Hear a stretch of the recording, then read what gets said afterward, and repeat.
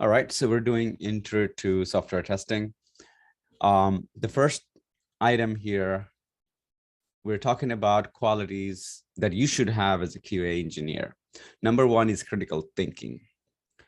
If you test an application and somehow everything seems good to you, somehow you're not finding any issues, you might not be thinking critically.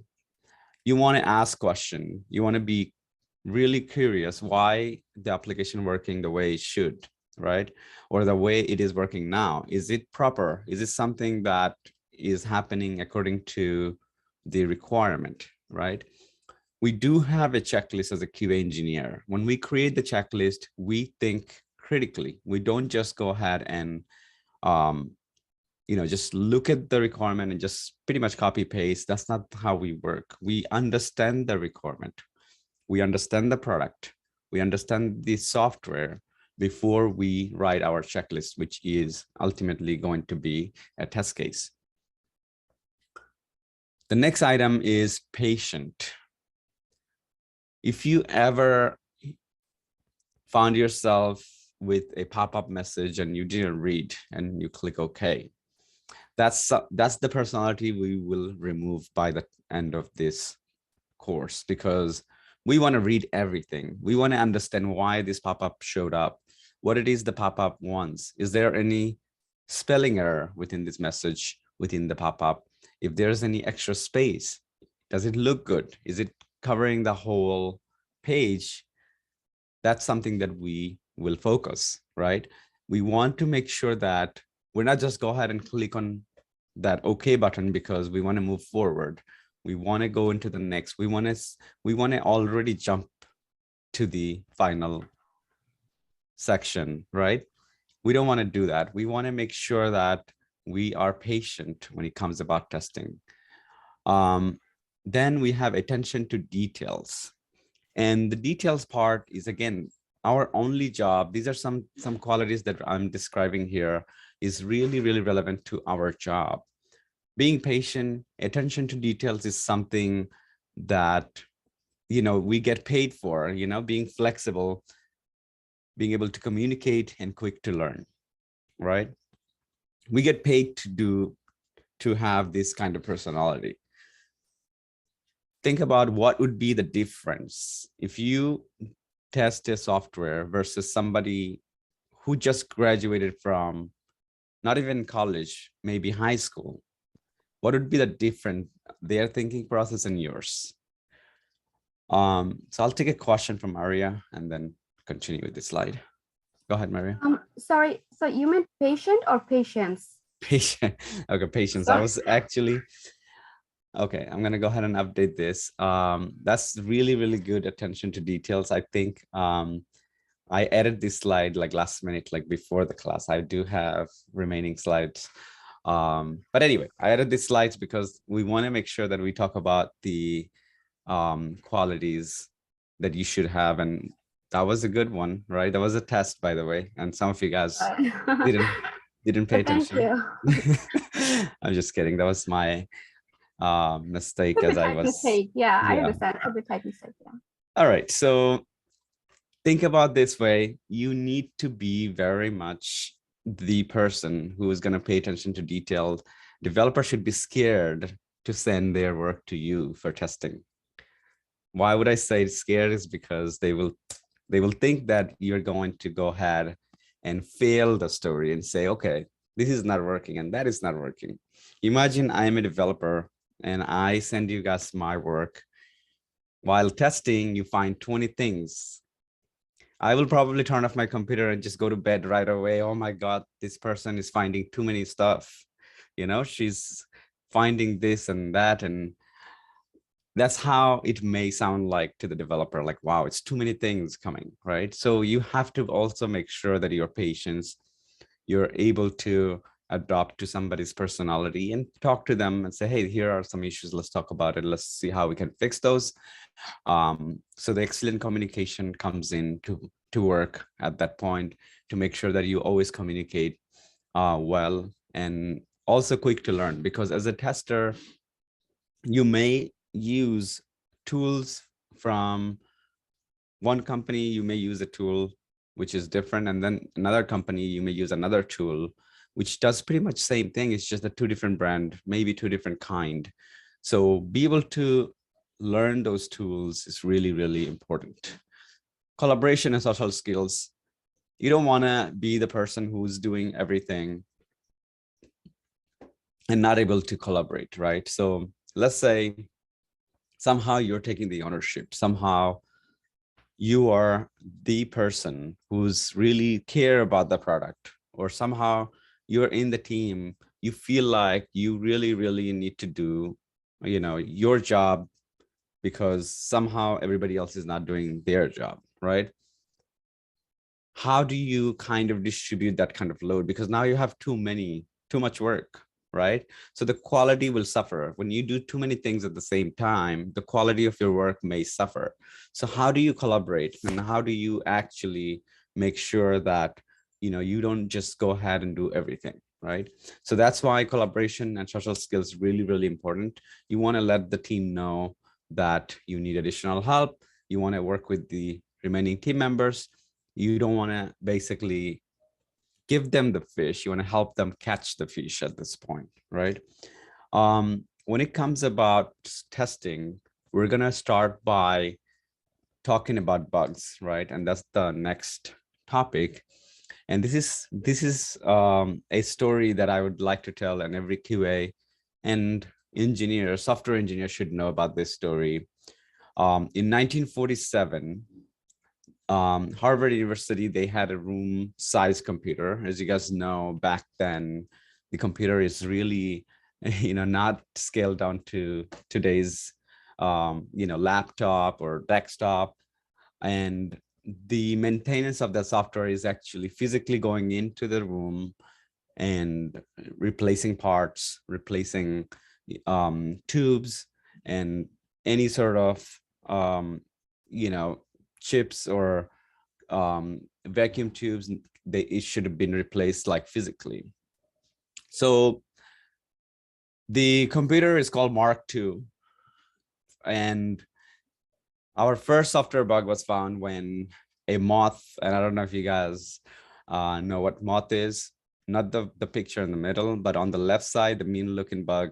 It looks kind of like that, but on the right side is the real the actual bug that was found. And the bug, that's a bug report in writing, okay? So a moth flew into one of the relay of the computer, and it got electrocuted in the with the high voltage, and this was the first computer bug ever to be recorded, right, to be known. So this is not a made-up story, guys. So this is something that you can probably, you know, I don't know if how many people actually know about this story, but this is one of the story that everybody like to tell when it comes about software bug. Okay, so with that said, let's move on. And the importance of bug is because when we do test, when we actually spend our time to think critically, be patient, and kind of come up with a checklist to test all aspect of a feature and functionality, our end goal is to actually detect and find bugs. Okay, so that's why we're going to talk about bugs for a bit. The next one is, what is a bug? Because you need to really, really know what bug means to you. So a bug can be a defect. It could be a fault. It could be a problem. It could be an error, incidence, anomaly, variance, failure, inconsistency, product anomaly, product incidence, and feature. Okay. Now, with that list that I just mentioned, it seems like everything will be a bug, right? So it's safe to assume everything is a bug unless it's proven it's not. Okay. It's the other way how law works, right? You're not guilty until it's proven. But here we're saying you're guilty until it's proven, right? So it's the other way. Just have that kind of mindset. It's okay to just kind of like think this way.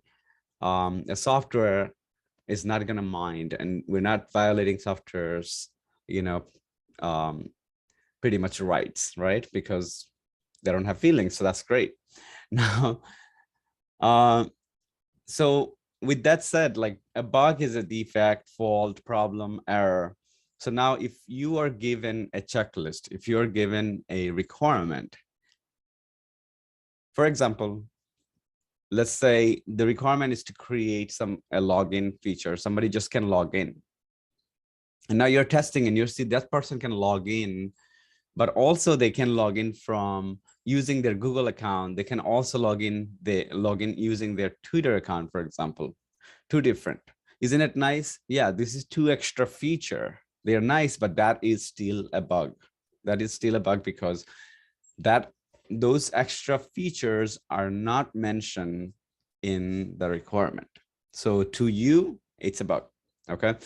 That is an example of feature, the last item. Then inconsistency. Sometimes the requirement doesn't really talk about everything. When you go to Facebook and you see the buttons, they have colors of those buttons. For example, let's say all of the buttons have similar consistency, which could be blue color with white text. Now, all of a sudden, a developer finished his work and he sent out to you for testing. And it was to, let's say, create a like button, for example. Somehow, yes, it meets the requirement, but it doesn't meet the consistency. The rest of the software doesn't really take that well. It's not suitable. It doesn't look good, right? That is still a bug. Then we have the failure. Failure is basically that it'll be really obvious, right? You click on a like button and it didn't really do what it should do, then it's really a bug, right? So these are obvious. I just wanted to talk about inconsistency and feature. The other problem is that when you look at the usability, when you look at the software and you feel like it could be improved, is that a bug? I don't think so. That is not a bug, but that doesn't mean that you're not going to go ahead and work with your team. If you feel like something can be changed and improved, then you talk to your team and see if you can change their mind. And that's one of the reasons why you are there on the first place. They're not just gonna hire you, or they're not just gonna basically get a QA person just come in and find bug and no. It's not a binary option here. Okay, I found a bug and done. My work is done. That's it. You want to improve the product. You want to use your expertise because you will be the person who has the knowledge about the entire product and software. So you want to make sure that you provide that kind of expertise to say, hey, I feel like this specific button is not suitable for how everything else is. It doesn't match with everything else. Can we change that? Or you give more suggestions. And then your team will then take those suggestions and make changes based on that, right? So we don't really just say, okay, it's not my problem. It's not on the requirement. It's not my problem. Done. We don't go like that. If it's not on the requirement, we bring it up. We still bring it up and say, hey, is it worth talking about? Is it worth spending some time and see if we can do something better? And that is something that you will bring in to the table. All right, so anybody here have any issue understanding what a software bug is at this point? It is pretty clear that everything is a bug unless it's on the requirement, and including all of these bullet points here, right? So, all right, so it's really important that you understand what bug is, and then the next slides, we're going to talk about some real case scenarios where these bugs actually was severe in some of the cases. So now you may think, wait a minute, why we even have bugs, right? Is the software defective? And why do we create a program, such programs with flaws? You know, how many are there? What, you know, which kind? So it's really, really hard for anybody to predict. Otherwise, this job would not exist, right? The reason why they need us is because we are the one who's going to detect those flaws. We're the one who's going to find those bugs, and we're the one who's going to basically create those bug reports. Do we fix those bugs? How many people think we actually go and fix those bugs also here? Anybody think that we will also fix those software bugs? No. Raise your hand if you No. think. Right. So if we have to find and then fix, you may find less. Okay, that there is a bias here, right? Because over the time, somehow you found, bugs and you have to fix, then you may find as less as possible. Now, because you're fixing the bugs, you are a developer, right? You're doing developer's job and QA job. Now it's pretty much going down to the same loophole at this point. So now you're a developer and you're doing QA. The QA should be unbiased, the QA should be independent, and the QA should have as much as time they need in order to do the testing, because it is quite important. And that's why when you work in a team, nobody should rush you. If they rush you, you tell them you will not compromise in quality. Okay. And that's another reason why, as a QA person, you will feel that the job is a little bit laid back in the very beginning, is because you're not doing, I would say, more critical thinking. You're not really going in and digging until find some issues and bugs. In the beginning, it takes a little bit of time for you to get adjusted to that kind of mindset. So I would say the safer way to start your first job is, when you didn't find a bug, test it again, and then test it 2 more times. And then if you didn't find any bug, then maybe we're good, right? But when you become an expert over the years, it is going to be easier. It'll just get easier for you to find those bugs. If the bugs were very obvious, then you wouldn't even see that. The developer, they would find it themselves before they hand their work over to you. Developers already have done some testing.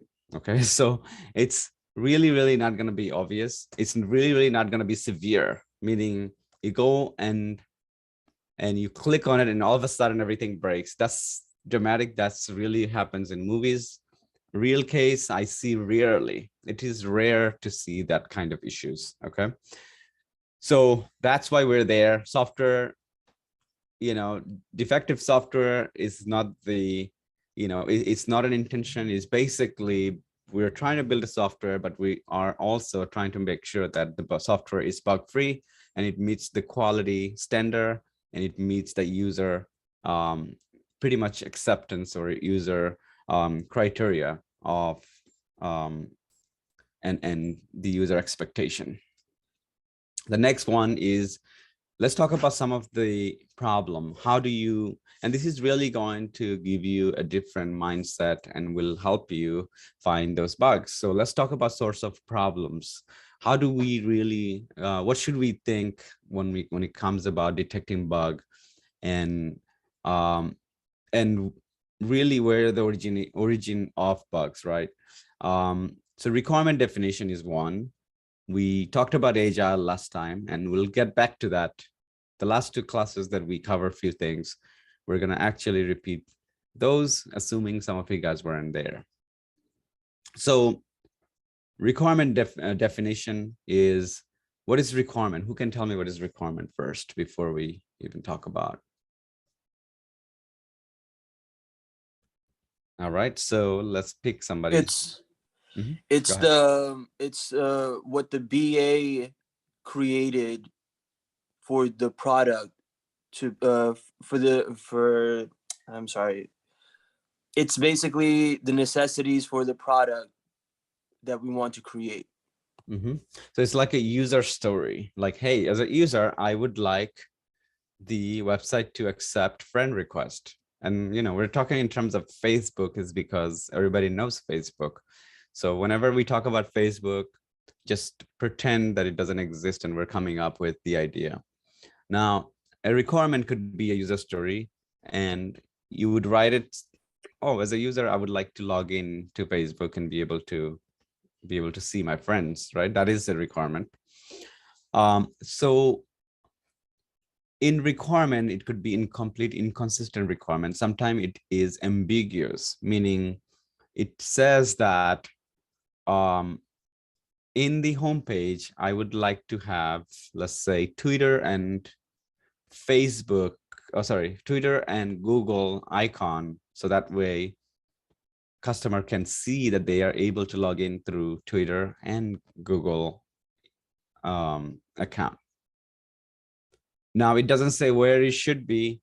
It doesn't say how it should be. It doesn't say the size of it. It doesn't really say it should be in the top, it should be in the bottom, nothing. You're going and you're doing the testing and you find those two icons and you go ahead and say, oh, okay, it's there. Requirement says it's there, so it's good to go. But really you should be asking the question as a critical thinker, is that, okay, wait a minute, what about the size? What about the color? What about the location of those two icons? What about the functionality of this icon? What if somebody clicks on it and then decides to go back and not use those two icons? These are some questions that you start to ask and get those answers before you do your testing. So sometimes requirements, and you may think, oh, wow, in a commercial environment, a requirement could be that, poor. Yes, sometimes it is that poor, is because we're developing on the fly. Every 2 weeks, there is new changes, change requests, there is new user stories. So sometime a product owner will say, hey, I want this. And then business analyst will go ahead and quickly write that up and send it over to the team. Can we develop this specific part of the application? Excuse me, guys.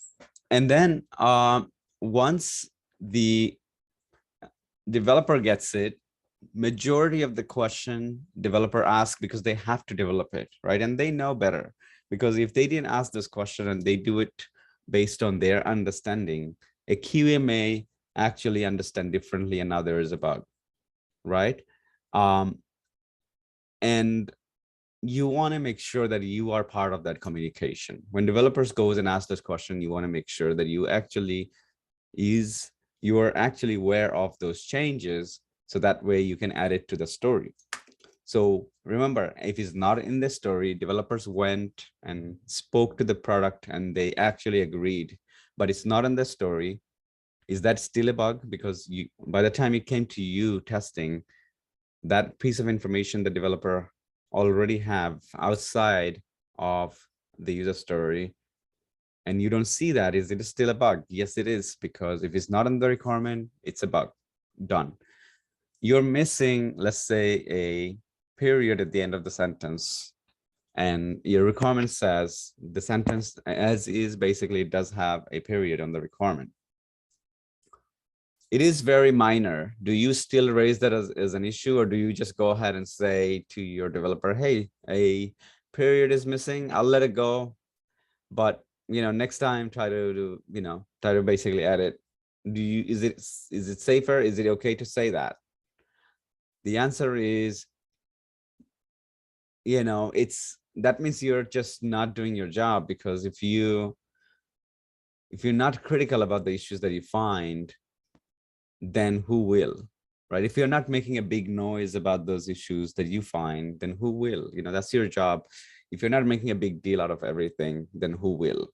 So our job is to find issues and make it as big deal as it can be, because it is a big deal. It is a significant deal for a company for this kind of errors. If this period is in a contract, for example, the company creates contract and they send out PDF. Somehow this period is missing and it went to the next line, and now the contract, basically the verbiage changes, the way the contract is stating is changed because of that period. Now the company could be losing millions of dollars by lawsuit or any other means. So that's why it's very, very, very important that we compare with the requirement, we understand the requirement, and learning about the product is 100% your first priority before you can even do anything in a team. Design is fundamental design flows in the software. Sometimes you'll see designers, even they're making their mistakes, even though, you get the design document and then you look at it and it doesn't quite sound or look the same. A developer coming to you and say, hey, yeah, it looks similar. It's just that I couldn't go as far as, what they wanted. Is that a bug? Yes, it is. Developer may say and explain to you, it cannot be done because this and that. That's none of your concern. If it cannot be done, it's fine. If you have to still create that bug, so that way the rest of the team knows that there is a limitation in technology, but that is still a bug as your concern.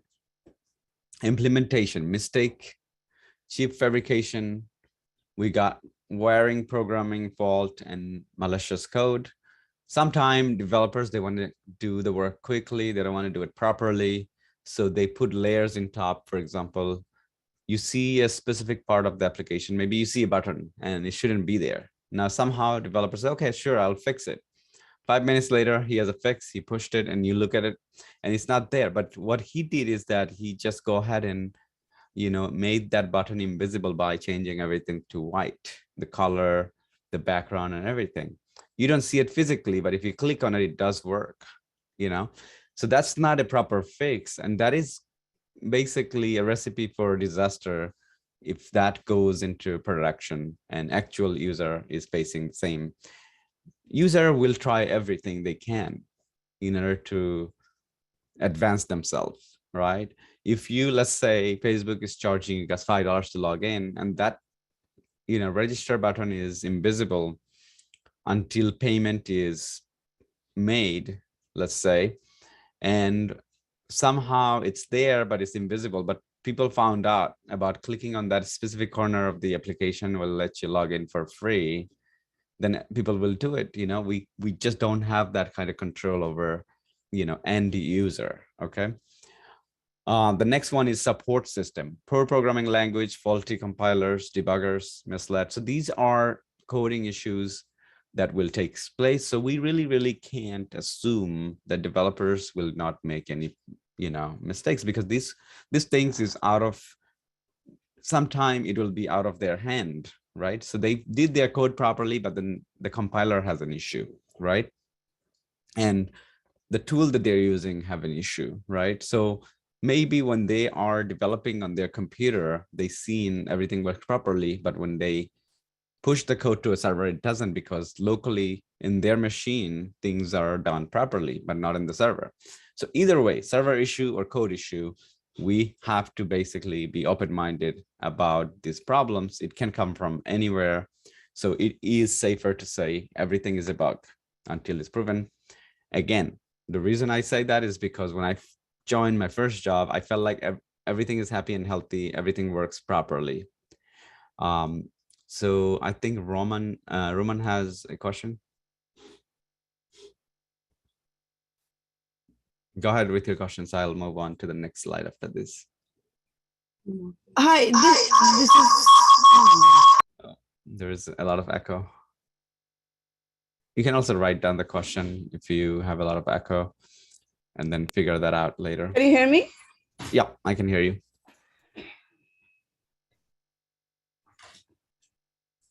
What is your question? My question is, as a QA, right? Mhm. Are we also kind of taking a look at the design? Are we just doing the technical part of affair? I mean, looking at the bugs as a technical level. That's a great question, and thank you for that, guys. Just like that, if you have questions, always ask, because then everybody benefits from the questions. So as a QA, it really means that overall quality of the software, if that could be design, if that is the look and feel, UI, and the functionality also. We do all of it, right? We want to make sure that the software meeting the user need at the end of the day. It is. So the answer is yes. And that's why they create the design document. Design document is something that is used by a developer to match exactly what the designer wants. because remember, the design document already went through few approval process. Somebody had to look at it and say, okay, yes, this is how I want my feature to be. I want my application to be. So we already know design has been approved, and the end customer or the product owner already looked at the design and says, okay, this is great. This is how I want it.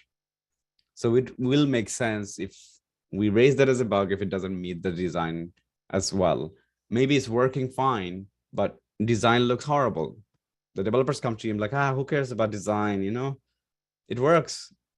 And you're going to say, all right, that's great. Let me create few bugs. And then you start to create bugs like, okay, there is a design issue. This and that doesn't look the same. And you provide 2 screenshots comparing how the design wanted and how it looks actually. And then you work with the rest of your team. There is no aggression. There is no fights here. All you have to do is talk to the whole team and say, okay, what do we want? Maybe the team will come back and say, okay, for now, let's ignore the design and it's working, so let's continue. Or they will say, wait a minute, thank you for letting us know. Even your design team will say, wait a minute, how come you didn't tell me? Let's say you agreed to that kind of change and you said to the developer, hey, it's fine. All right, thank you. And now the rest of the team is going to look at you like, how come you let it go without letting us know? So you are the gatekeeper. Okay, you are the person who's going to say pass. You're going to seal your stamp and say everything looks good. That means everything is based on the spec. Okay, it is going to be quite embarrassing if you let things go and say it passed, and UAT tester or somebody like product owner, they said, okay, let me look at it. Seconds satisfy, see, this is exactly how we wanted it. And they're looking at it and they really, really think that there is significant amount of issues. That means you haven't done your job. So that's why it is 100% friends or not friends. You don't let go anything that you find. Matter of fact, if you do find issues in somebody's code, you actually helping them to become better the next time. Right. So you're really gradually helping developers to be really, really mature about writing their UI, design, programming, and all of that. Whatever mistake they're making, they will not make the mistake again when you find and point out to them to fix those. But also you're giving a very good impression to the overall team that, yes, you are really, really a gatekeeper. And then also the developers will understand that if I just start sending these stories, this is going to fail and come back. So let me just go ahead and do a round of testing myself to make sure nothing is there and then send it out to the person, right? So that's another good impression that you can provide to your team. Source of problems continues: inadequate testing of software, incomplete testing, poor verification, mistakes in debugging. So when you do your testing, you don't think like a user, right? You don't think like a tester. You don't think like a developer. And that's where you're going to be finding yourself doing poor verification, incomplete testing. So for an example, right, from here to Manhattan, you are testing to see how many possible way can you get there. You took a train, you took a bus, let's say bus and train combination. You went to Manhattan from Queens, and you call it a day. Wow. Okay, that's it. This is how I can go. But what about somebody who will take a bicycle? What about somebody who will take a bike and a bus? What about somebody who will take bike, bus, and train? What about somebody who will actually walk, right? So you have to really, really look and find every possible aspect to make sure that you have proper test coverage. If you have incomplete coverage, some user will try that after release, and now your team will come back and say, okay, did we not cover this? Did we not test that? And you're going to say, wow, I didn't really think about that. I really think about people who do this, right? And now you also have to know when to avoid a scenario. So for example, the same example here, going from point A to B, Manhattan, from Queens to Manhattan, you testing a scenario, somebody's going to take a jet from here to Manhattan. The chances is unlikely or is unrealistic. It cannot be done.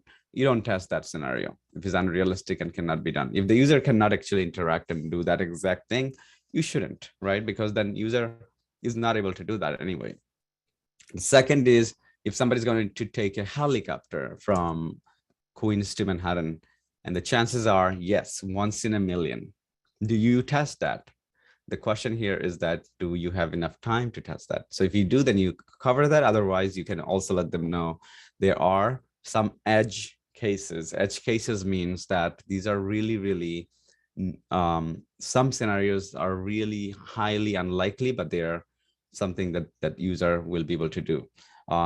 So you basically then make a determination you should test it or not test it based on the time, how much time you have for testing. Evolution, sloppy redevelopment or maintenance introduction. And this is actually does happen in workplaces, is that, one second, guys.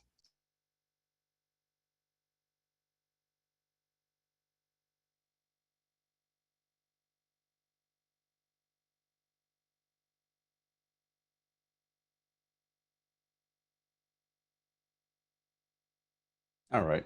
So evolution, basically what happens is a developer wrote his, he did his feature, it looks good and everything. And then down the line, that exact feature needs a new part. You want that feature to be more, precise, or maybe adding more features or functionality to it. And a new developer comes in and he started to introduce those new features to existing feature, and now he's really, really making that more complex, as well as it's making it user friendly, not user friendly at all. And that's where you have to jump in and say, wait a minute, if I am the user right now and I interact with this feature or functionality and I feel like it's giving me a headache, I think the millions of customers that we have, they will have the same headache. Now, you can also probably think about something like this. If you have to go through 4 different clicks to, let's say, make a payment, right? Let's say it's Chase Bank and they want people to make payments, and it has millions, if not billions of customers. And the developer created a feature that requires, before it used to be like a single click pay, and it did the payment. Now, if you click pay, it says, are you sure? And then continue. And it says, okay, now give me the 4-digit of your, bank account where you want the money from, even though the account is already linked. And then once you click OK, then it will say confirmation one more time. Okay, so here's your bank account. Here is this information. You're making payment today, and it will post it tomorrow, blah, blah, blah, blah. And then it will ask you to confirm. And now that 4-click requires, let's say, 5 extra seconds per customer. 5 times 1 million if 1 million customers are affected by this new feature. And that's a lot of time that they have to spend to make payments. They will see a trend quickly that some people are not even making payment through websites. Some people are making payment, but it's taking significantly long time. And some people are getting tired of it, and they're just going directly to the bank.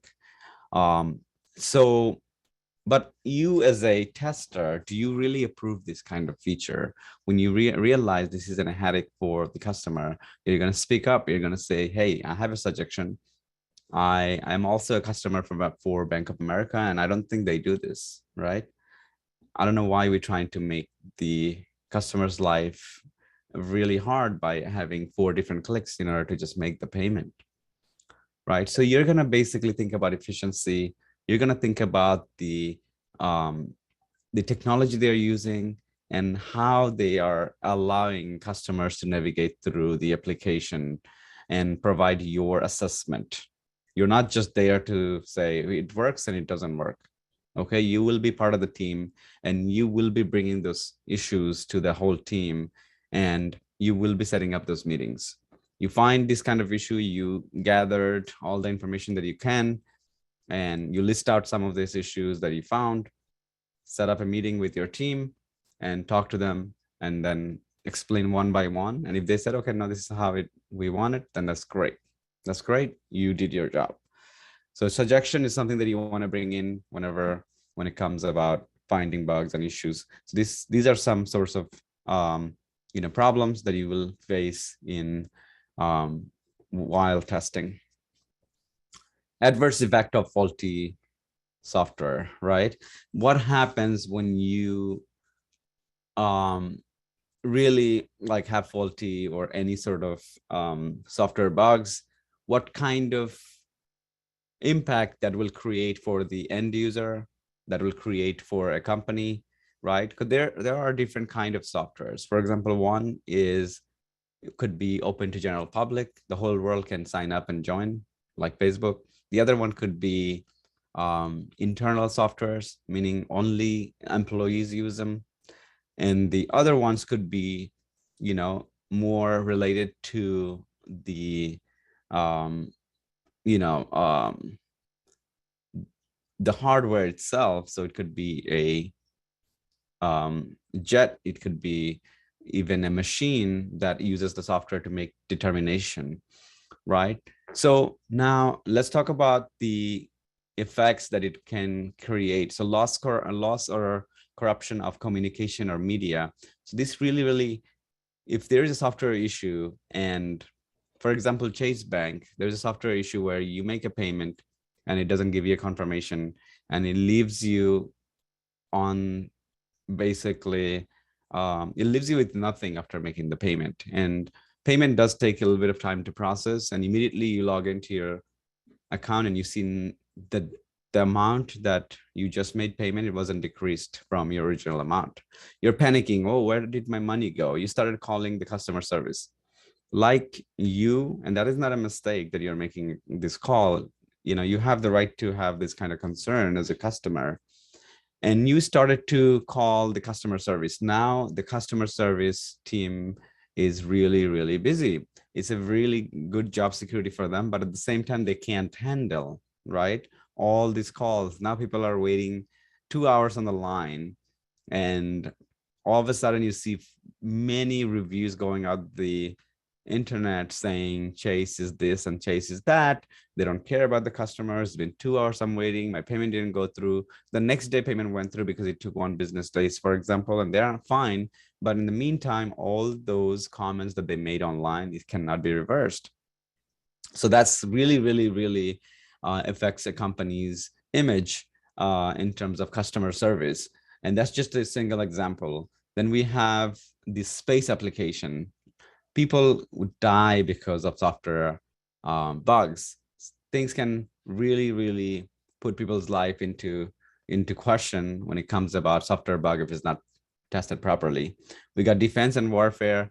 Misconfiguration can really, cause even a war if something really were to happen. So that's why your job is really important to a company, to any sort of entity that uses software at this point in order to stay afloat. All right, the next one, again, transportation, safety applications, electric power, right? So many things can happen. Transportation, death, sudden acceleration. Let's say you have driverless train for some reason, and there are software issues with it, right? People can actually be injured or die because of this kind of incidents. Critical software, safety critical application. So that could be like, let's say, LASIK surgery, right? I don't know, some of you guys probably went through that. If you get your eye corrected by LASIK, and all of a sudden the software goes nuts and start using the laser wrong way, you're going to end up losing your eyes. If not, you potentially could die if the dose is really high. Then electric power, very similar. You get the picture at this point in terms of faulty software. Money management is the big problem here. If you're into finance, finance domain, it really don't play about software quality and assurance. They will hire as many as QA as needed. They need to. They will test it. You will basically find everything is an issue, everything at all. You don't want to let anything go, and then have a huge problem after release. There are other examples like elections. We have control of jails, for example, and law enforcement. These are some areas where software is being used in order to handle or properly manage their everyday work, everyday duties. And if we have a software issues, then it will really create problems that will affect real world people for with their lives and wealth. Okay, so let's look at some of the example that in the past what happened, right? And this is really something that you need to understand in order to know the significance of finding bugs, or at least software bugs. Number one is in here. So these are actually in the internet, right? And you can also look them up. These are not something that we came up with, or these are not something that I'm coming up with to tell you a story. These stories many people are telling online. 2015 fighter plane F-35 fell victim to a software bug, making it unable to detect target correctly. And you may have guessed what really happened next. They might be shooting into wrong targets, right? And killing innocent lives. China Airlines Airbus A300 crashed due to a software bug on April 26, 1994, killing 264 innocent lives. Okay. I don't know if they had QA into that team, whoever tested the software, but it's tragic, right? It's really tragic. If they didn't use a QA, if they did use QA, that may not even happen, right? I don't think in 1994 they even had the role QA. They may have developers who did the QA at that time. Assumption, I don't know. I wasn't there, right? So now, in 1985, Canada's Therac 25 radiation therapy machine malfunctioned and due to software bug, and delivered lethal radiation dose to patients, leaving 3 people dead and critically injured 3 others, right? And then there are few more examples. In April 1999, a software bug caused failure of 1.2 billion military satellite launch. And this is one of the costliest accident in history. And the last one that I'd like to talk about is in May 1996. A software bug caused the bank account of 823 customers of a major US bank to be credited with 920 million US dollars. What do you think is going to happen? People are going to take out the money, and then it'll take years to litigate and get those money back. Some people would be honest. Some people would basically would spend it and say, okay, I don't have any money, I'll do bankruptcy. It's all of that. To recover that money is going to require more money, right? So it is quite important what you will be doing for a company, no matter what kind of domain that you will work in and what kind of company that you will be working in. So it's really important that you kind of sink that in and understand you're important. You will be an important person in a team. Anything that you say, they will value. Anything that you will ask, they will look into. And if you're not passing, nobody's going to push.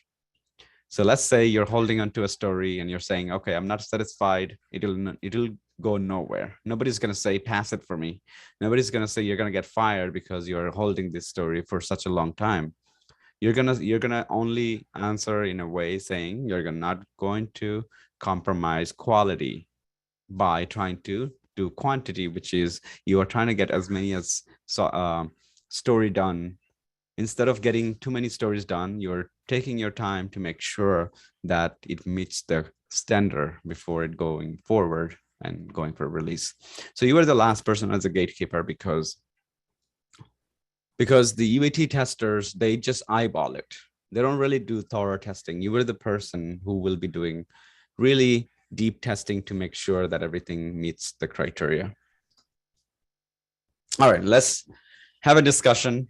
I talked a lot for the last 5-6 slides.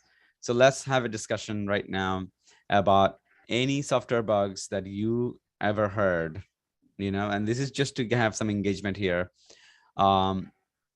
And the next question would be, does this really embrace you as a future software QA engineer, and QA engineer? So if you're meeting somebody on the street and they said, okay, what do you do? I'm a QA engineer. They will not understand what QA means. So it is safe to say software engineer. After all, you're part of the development team. It is okay to say that. So now my question to you guys, there is two questions here. One, if you ever heard of bugs, you know, in the media, had personal experience when you use the software, and then how does these slides, this conversation that we had today, helping you to say, okay, this is something that I want to do. You know, this signifies, is this give you enough cause? If this gives you enough motivation to say, I want to do this, I want to actually, you know, pursue in this kind of career. Obviously, people that are in this group, you guys already here because you want to pursue this career. But I'm just saying, does that increase the interest so far? So we're going to start with Roman. I think you. Hi, can you hear me? Yep, I can hear you. So I have a quick question, not about the discussion part. The Mhm. question is, so you are the gatekeeper, so you check the software, everything looks fine, and you release the software. Mhm. So after, let's say, another month or two, the bug appears, because sometimes software can acquire bugs while outside of development period, right? Mhm. So what is the time frame for a QA to be penalized for that? Like, let's say you checked the software, it was okay, Mhm. was bug free, but it was released, and somehow it acquired a bug while used by user. So just wanted to know, like, what are the time period when QA are penalized and not penalized for this kind of situation? That's a great question again. So when we release a software, we do testing in QA first, then it goes into UAT, and then UAT do their testing. So developer do their testing before they're giving it to us. So 3 layers of testing goes in.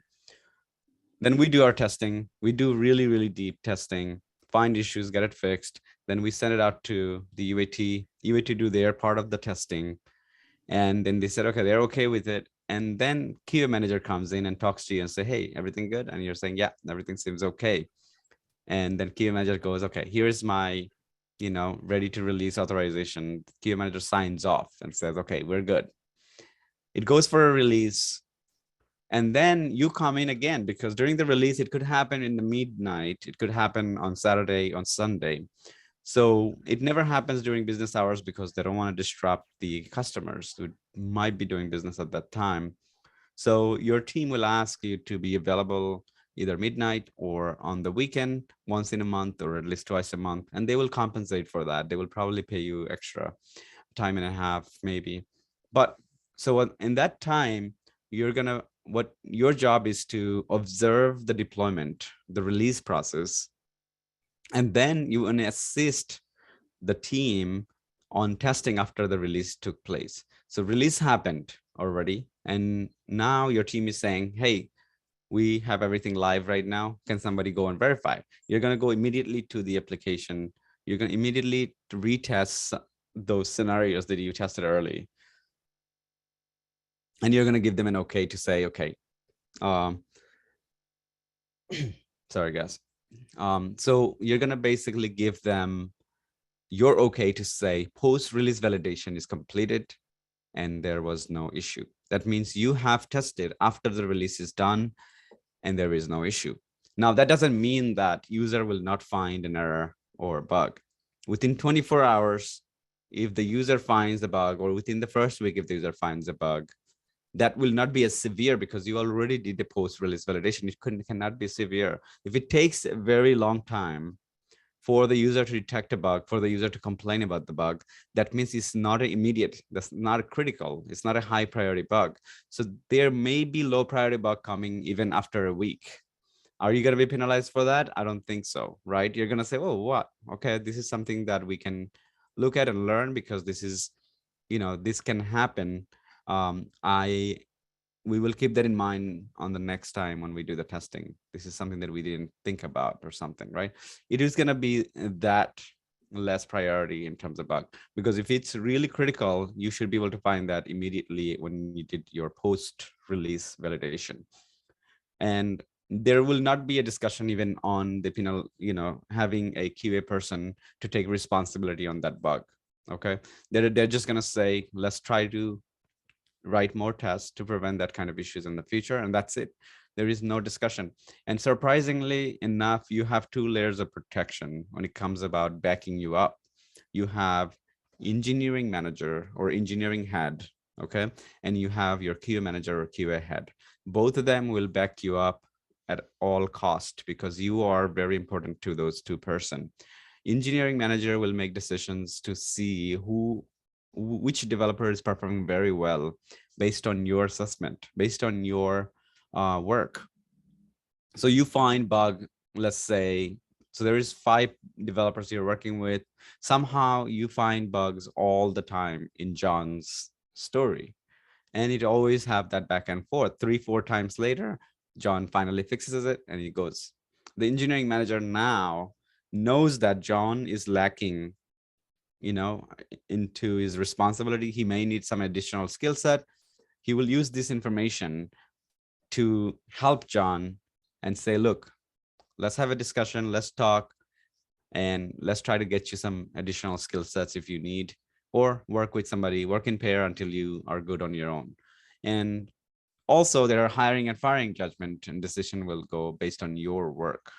Somehow a developer is not able to pass a user story. Somehow whenever you're testing, it's always failing and he's getting frustrated, things are not happening, and he's thinking that you will just go ahead and pass it, and it's not happening. After quite some time, the team will notice, they will hear from you, they will basically look at your documents, how many times it fails or pass. They'll look at the metrics, and then they will say, okay, maybe he's not the right person, right? So again, if it's a critical issue, it should not happen beyond the first hour, which is the hour you will spend to do post-release validation. If you don't find it, that means you're out of the hook, and pretty much you're moving on. Anything else comes in, okay, it's going to be low priority. I think Ruma has a question.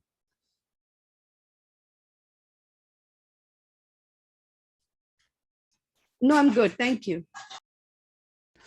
All right, so discussion part, I'll give you guys, it's 12:05.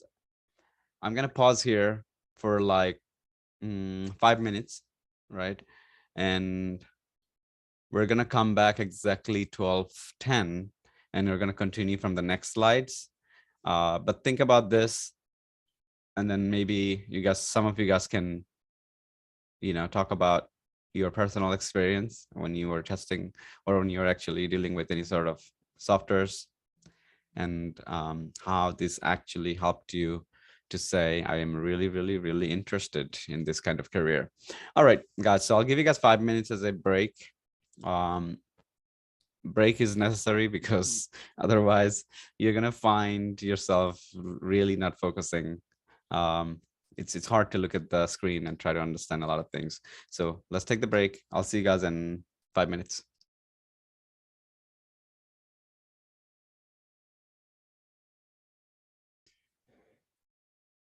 Okay, so anybody want to share their personal experience? That would be great. If not, we're going to move on. We do have quite a few slides, so that's why when it comes about interaction, I really appreciate your questions rather than having a large discussion about these kind of topics. The last question was here, that does this embarrasses you as a future software QA engineer? No, it is your job to find, basically these bugs. And by the way, when it comes about bugs, a lot of people are really afraid, and I'm talking about real bug, right? You see a bug and you're like, oh, I want to kill it. You want to, rush to that kind of, urgent situation. You want to mitigate that ASAP. But when it comes about a software bug, you will actually enjoy finding them. It's like almost like, Easter is here, almost like finding Easter eggs. You find a clue, you find a bug, and now all of a sudden you are the center of attention of the whole team.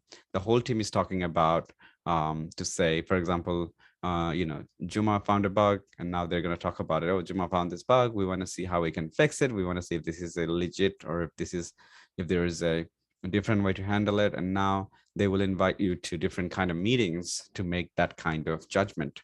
Juma, you have a question? No, I was so once I was using a coupon when we buy stuff from online. Mhm. So instead of like there were sale for 20% off, 25% off, Okay. but I was able to add 50% off. So I think that was a bug, right? Yeah, and and I'm sure you were not the only one who discovered that. People who did, maybe you also told your friends like, hey, let's do this. And now, yes, it's a great deal for you as a consumer and customer, but the company end up losing some money. Yeah. So yeah, that's great. That's a good one. Rima, you have something? I think the one that we all encounter is probably when the website crashes on us, Mhm. or maybe when you make new account on your website and then you try to log back in, it says it's incorrect password, but when you change it, it also says you cannot use the old password when that's Oh. the only time you used it. So I think that's one of the major ones. Yeah, that is a really, really annoying. And this actually happened to maybe some of us in the past. And what's going on inside is that under the hood is basically the data coming from backend is not coming fast enough, for example. And now you're constantly in a loop to change the password, and you got to give some time. But unfortunately, as a user, you shouldn't be waiting on the first place. That developers should have thought about this ahead of time.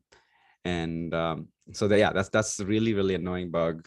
And this is the type of bugs that actually will be more critical than the other ones. Shoaib, you have something? Yes, actually, I I want to share experience.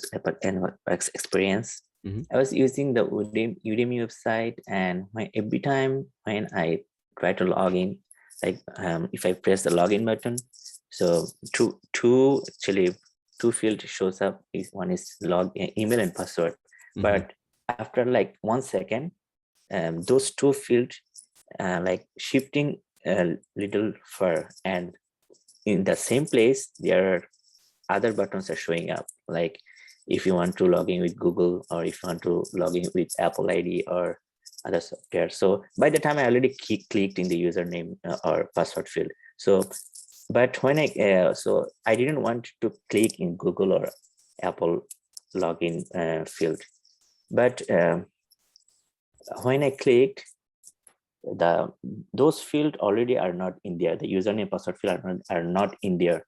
So other fields are in there, and my click is actually when I click in the username, it's opening the other website, like it's clicking on the Google login page or Apple login page. So there's a delay when those are login buttons showing. So I don't know, is it a bug or what it is? If there is a delay, you are the person, you're the QA to kind of make that determination. You'll have to isolate the case and see if that is happening because your computer, or maybe this is happening because of your internet, or maybe this is happening because of the cookies or cache. And we'll talk about the cookies and cache, how to clear those, and what they are in the first place, right? You have to learn about cookies and cache as well. So it really, I cannot say 100% this is a bug. It could be on your end, but you as a QA will be the person to make that determination and then create the bug. All right. We have anybody else? Any other findings?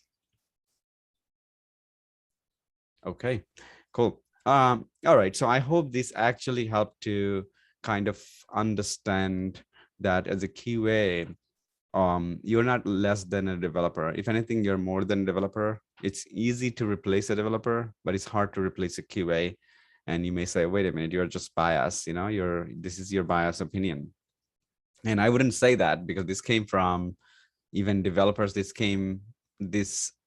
kind of analogy came from engineering managers is because as a QA, not only that we do our testing, but also we are the subject matter expert onto that application, meaning we tested that application so much that we are expert. We know exactly how the application works. Somebody tells us, hey, I see this and that, and you can immediately say, okay, that's not an issue. This is by design. This is how it should behave, right? And that's why, you know, replacing you and finding another person coming in with like 20, 30 years of experience, he'll still have to spend 3 to 4 months before he can actually become a good, efficient tester. And that brings up to another topic is that you do get the first 3 to 4 months. You know, you don't really just go in and start to do testing right away. You will get some time to catch up. And that's why QA would be the right position to put your foot in the door, even if you're thinking to go into any other position like manager, engineering manager, or, you know, even going into DevOps, going into development as well. All right, so that's good. The next one is, if you can't say, you can't do it, right? So, you know, this is a very good way to put it. Specifications, you have to be very much precise what it is. You have to know what your product is before you can even say it has a bug.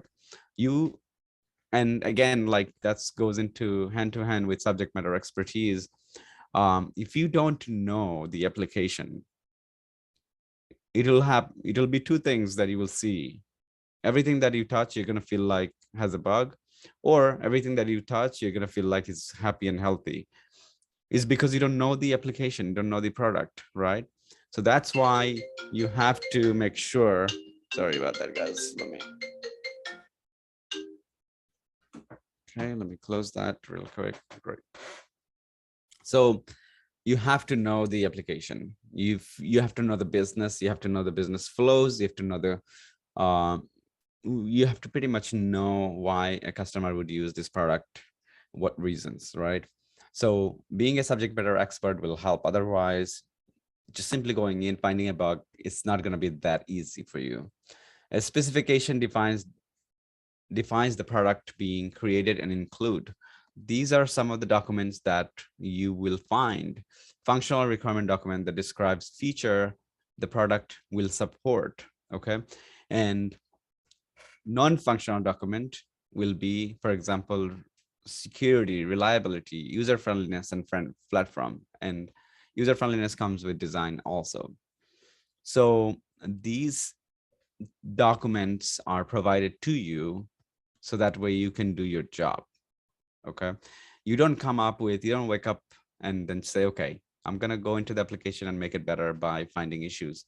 You will not find any issue unless you have these documents. We go by these documents, we look into it, we understand the feature, we understand the product, we understand the business flow, we understand the user flow.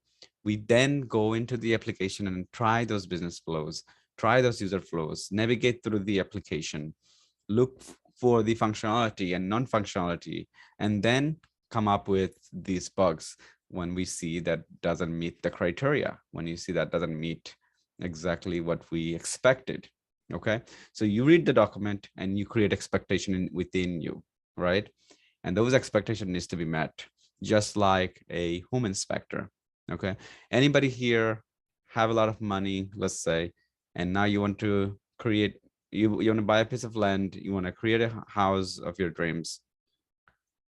You first find a builder and all of that, right? You tell them exactly how you want it. You have a list. You can't simply just tell the guy, I want bedrooms, I want this, and let them, you know, even if they do, they will write it down.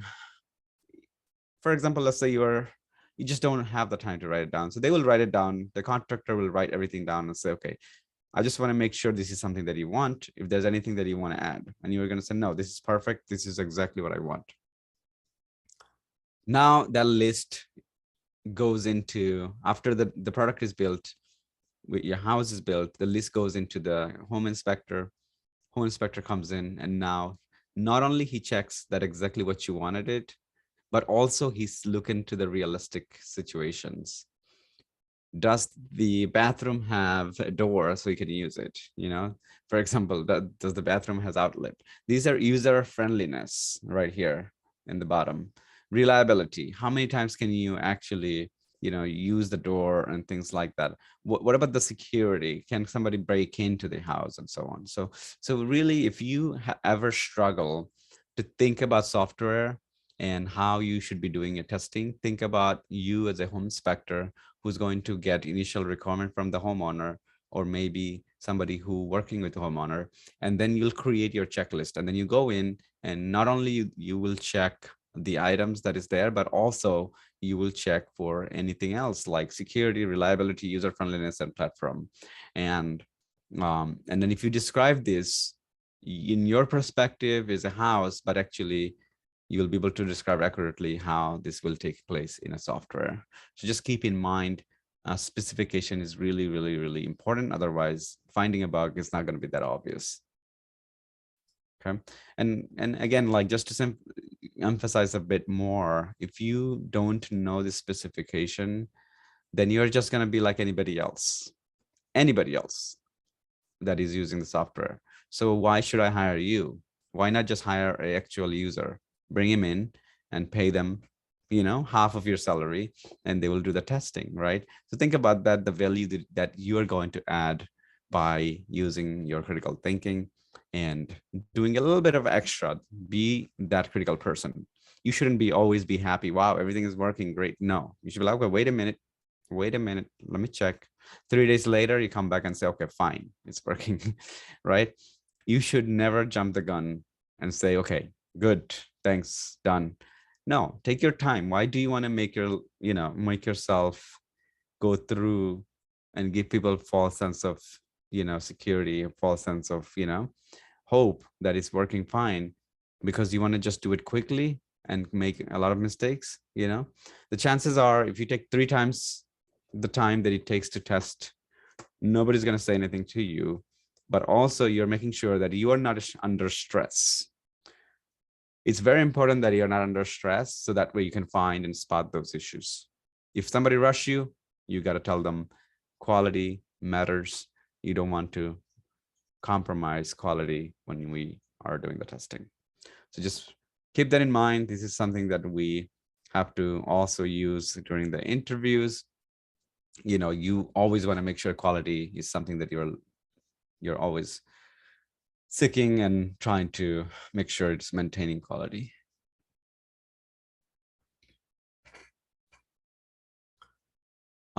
So let's talk more in terms of software bug, when that takes place, and basically the list that we have here is, if any one of the item within this list is true, then we have a software bug. We basically will have the software bug. So the first item in the list is that the software does not do something that a specification says and it should do. That means directly it doesn't meet the user requirement. Okay, user acceptance criteria doesn't meet, therefore you do not pass it. You create a bug. You create a bug, and period. There is no discussion here. If it does not meet the specification, there is no question, like, is it a bug? Who are you gonna ask, right? Yes, it doesn't hurt to ask, but that's very vivid. It's right there. It says that it should have this and it doesn't have it. Okay, so there is no point of going back and forth and asking questions, because you know for a fact it's a bug. Okay, maybe you can do a few things your side, from your side, like testing a few times to make sure that it is in fact not there, just to make sure. But if it's obvious, but file a bug. The software does something that specification says it should not do. Okay, so this is just opposite of what I just said earlier. And it comes down to the specification, if it's there or not. If it doesn't mention it and it's there, then it's a problem. If it does mention it and it's not there, then it's still a bug. The software does something that the specification does not mention. Again, these 3 are pretty much hand to hand. So we'll go to the next one. The software does not do something that the product specification does not mention, but should, right? So basically, even if the product specification does not mention this, you'll have to use your experience within the application and say, wait a minute, I have a question. This is something I feel like is wrong. It needs to do this or that. So that comes and opens up more discussion with the team. You don't immediately find a bug. You don't immediately log a bug because you want to understand better. The software is difficult to understand and hard to use and slow. That is still a bug. If I click on, let's say, generate a report, or maybe if I click on add a friend, I click on that and now I have to wait 30 seconds plus and still spinning.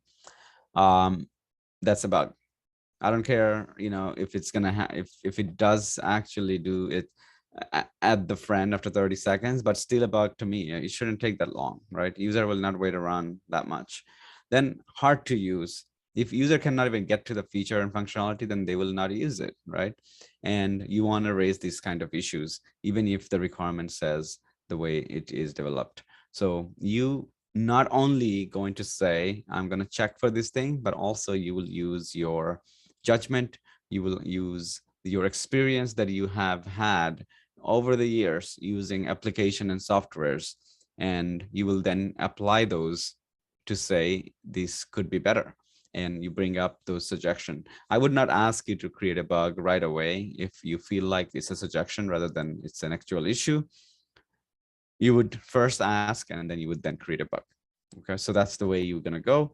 But also in a team, go with the flow. Basically go with the flow, meaning if a team is following a specific way in terms of logging a bug and suggestion, you want to see how they are doing that. But in the core portion of your responsibility is this is what you should do. If they're not doing something like that, then you can practice on your own, meaning you can actually do this yourself, and you will see the support that you get from your team. And soon enough, everybody will do this. Everybody will follow, right? So if you bring in something to the table, which is good for the team and makes things better, soon enough, everybody else will follow in the team. Manager will notice and they will try to enforce everybody else to do the same. So you may be recognized for this kind of changes that you bring into the table. All right. Most bugs are not because of mistakes in the code. The code is fine. Everything is good. 55% of the bug are because of specification. I am talking about the requirements. I'm talking about the checklist that you get from the end user or the product owner or whoever is trying to build this application. And what happens is the ambiguity is there. One of the big factor, you'll see that they mention, I want this, but they don't mention where they want it. They don't mention what is the font size, what is the color, how it should look like, and all that. The other one is design, because in designers, it's easier to just draw and create something realistic, but it's harder for the developers to make that, make that a reality. And there may be some discrepancy there. Sometimes developer will hope that, oh God, I hope nobody finds this. There's this small, I'm missing the corner. Like, for example, if you look into the, on your screen right now, you see how rounded everybody's name in Zoom, rounded. And this is an actual issue that I found. And the design said it should be rounded just like that. And when I tested it, it is not rounded. It's like perfectly cornered. And so I raised that as an issue, and then developer came and like, oh, I just thought that he would probably let it go because this is so difficult to deal with. Now I have to write maybe a couple pages worth of code to make sure that this design actually is implemented, because those corners require very much a lot of work to make that happen, especially if it's an iOS device. They don't come directly like that. So, but anyway, we don't really prejudge any sort of specification to say, okay, this is done and it's actually going to go into work the way it should. Code 15% and others is 5%. So just keep that in mind. Where is most of the issue? Your priority is to read the specification, understand, ask questions ahead of time. And that's why QAs are going to be introduced very early in the development process, where you will see months goes by, there is no work. There is not even actual development taking place because you don't have a physical product on your hand yet, but they're just talking about the requirement. And it's because, you were there to also understand the specification, the documents and the requirements, and then you can not only understand, but also tell them if there's something wrong with that. But primarily you're there to understand the product. So when it comes about testing, you're able to do it efficiently. Okay, so just keep that in mind. And then you want to focus in the area where most bug you will be find, and the requirement will be the first one. Design document, it doesn't really hard to compare design with the actual, application, because, it's given, it's right there. Why would you not compare? Why would you want to rush it? Why would you want to go ahead and say it pass? Coding, you may not have a lot of control over, but if you don't see the issue, then you're fine. User will not see the issue. If you don't see the issue, then user will not see the issue also. All right, let's go into the next one. Relative cost of a bug found later costs more to fix. That is a fact. Okay, and that's why you are introduced very early in the development process, is because why this is more. Okay, let's ask you guys the question, right? Why bug found later will cost more to fix? The developers are already there, they're already getting paid their hourly rate or whatever, but why is it going to cost 10 times more? Who wants to answer that?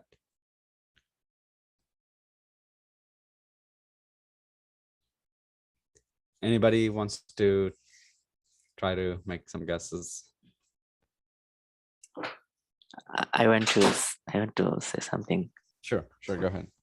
If you find a bug during a specification, then all you have to do just change the specification or modify the specification. And if we don't find a bug during specification, and if we find during design, so we already did like middle of the design, so we already did some design prior to that, so we have to change, maybe we have to change a lot of design we already did before. So this is gonna be also take time and also be costly. So I think this is the reason that we have to change so many things. Yeah, and then it's all about now what they have to go through to make that happen, right? If you found the bug the day the developer wrote the code and he says, okay, here, I'm done, and you found the bug, he will immediately be able to go to that code and fix it. Now everybody has to be involved. Now people has to agree to this kind of change. Now a lot more time is going to be spent. Even the developers going back to the code, he's going to have to spend some time to understand what it is that he has to, he was trying to do. Ruma, you have a question?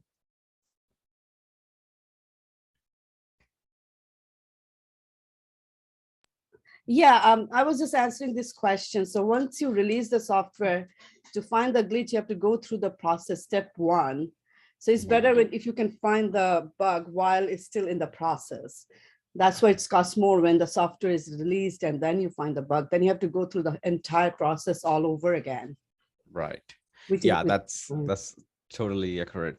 And yeah, and then that's why, like the example, if you look into during the design, it's not as much. Okay, obviously the numbers are not right. $1 and $2, that's not the, just take that as an example. But if you find it during code, then it's still costing you more than design. And then lastly, after the release, it's not only going to cost you to fix, but it's also going to cost you some customer.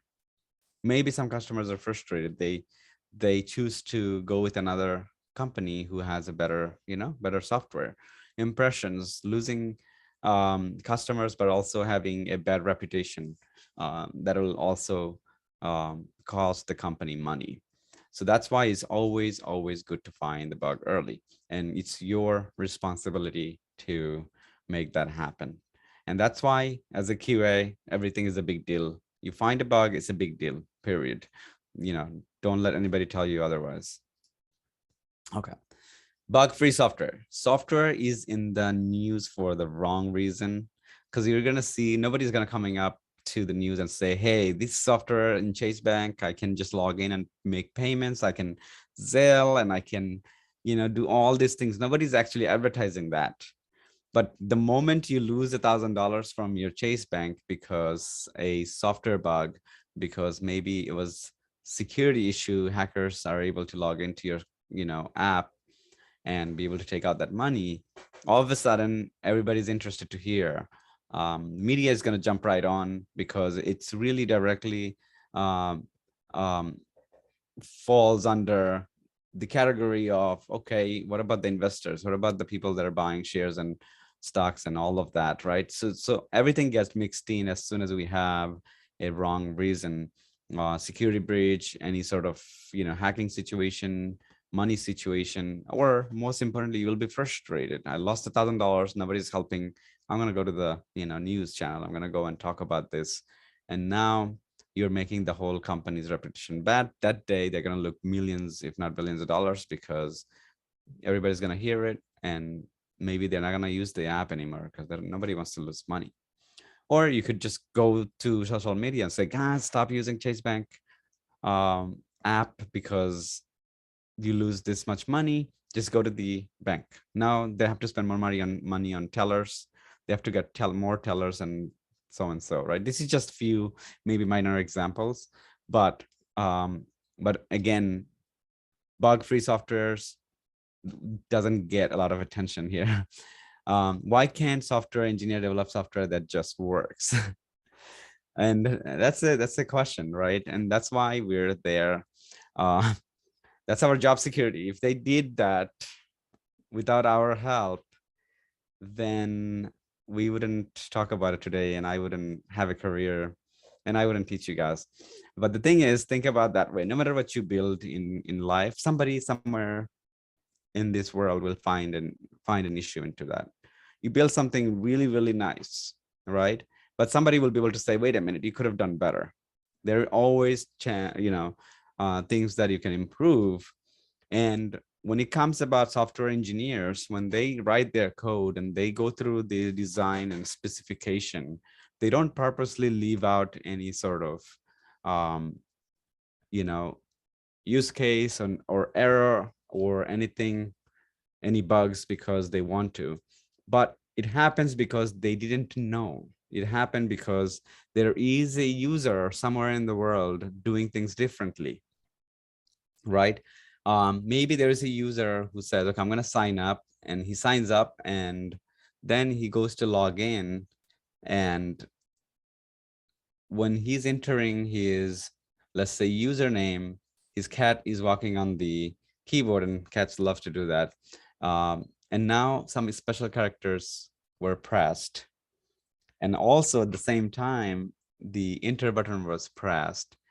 And now you've just broke the software because the software didn't expect special characters into the first and last name. So really, when a developer builds a software, they can't really,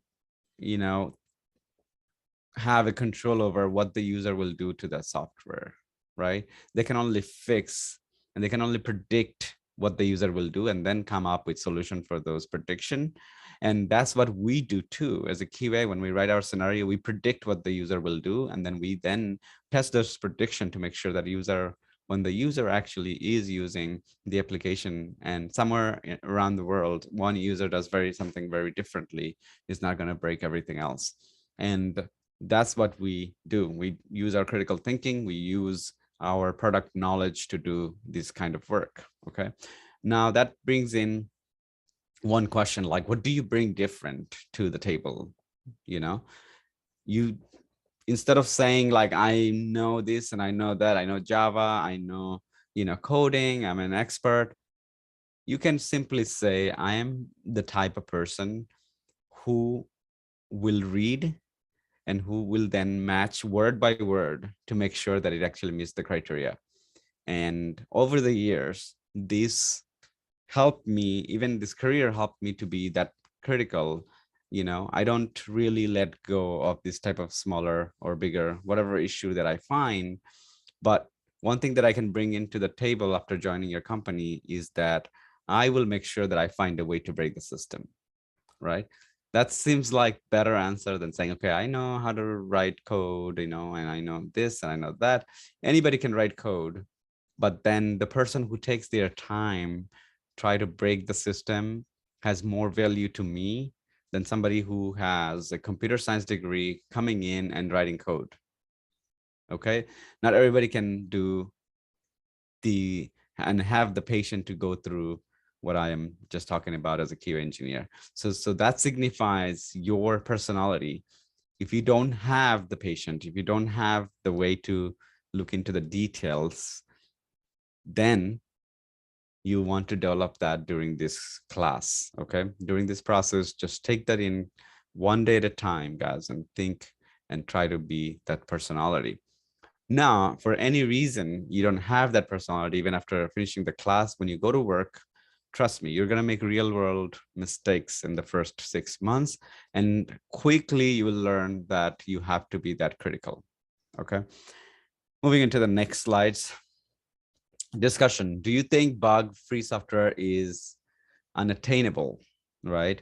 Are there technical barriers to make that impossible? It is just a question of time before we can do this? Are we missing technology or processors? Any thoughts on this type of, I'll give some of you guys a chance before moving on to the next.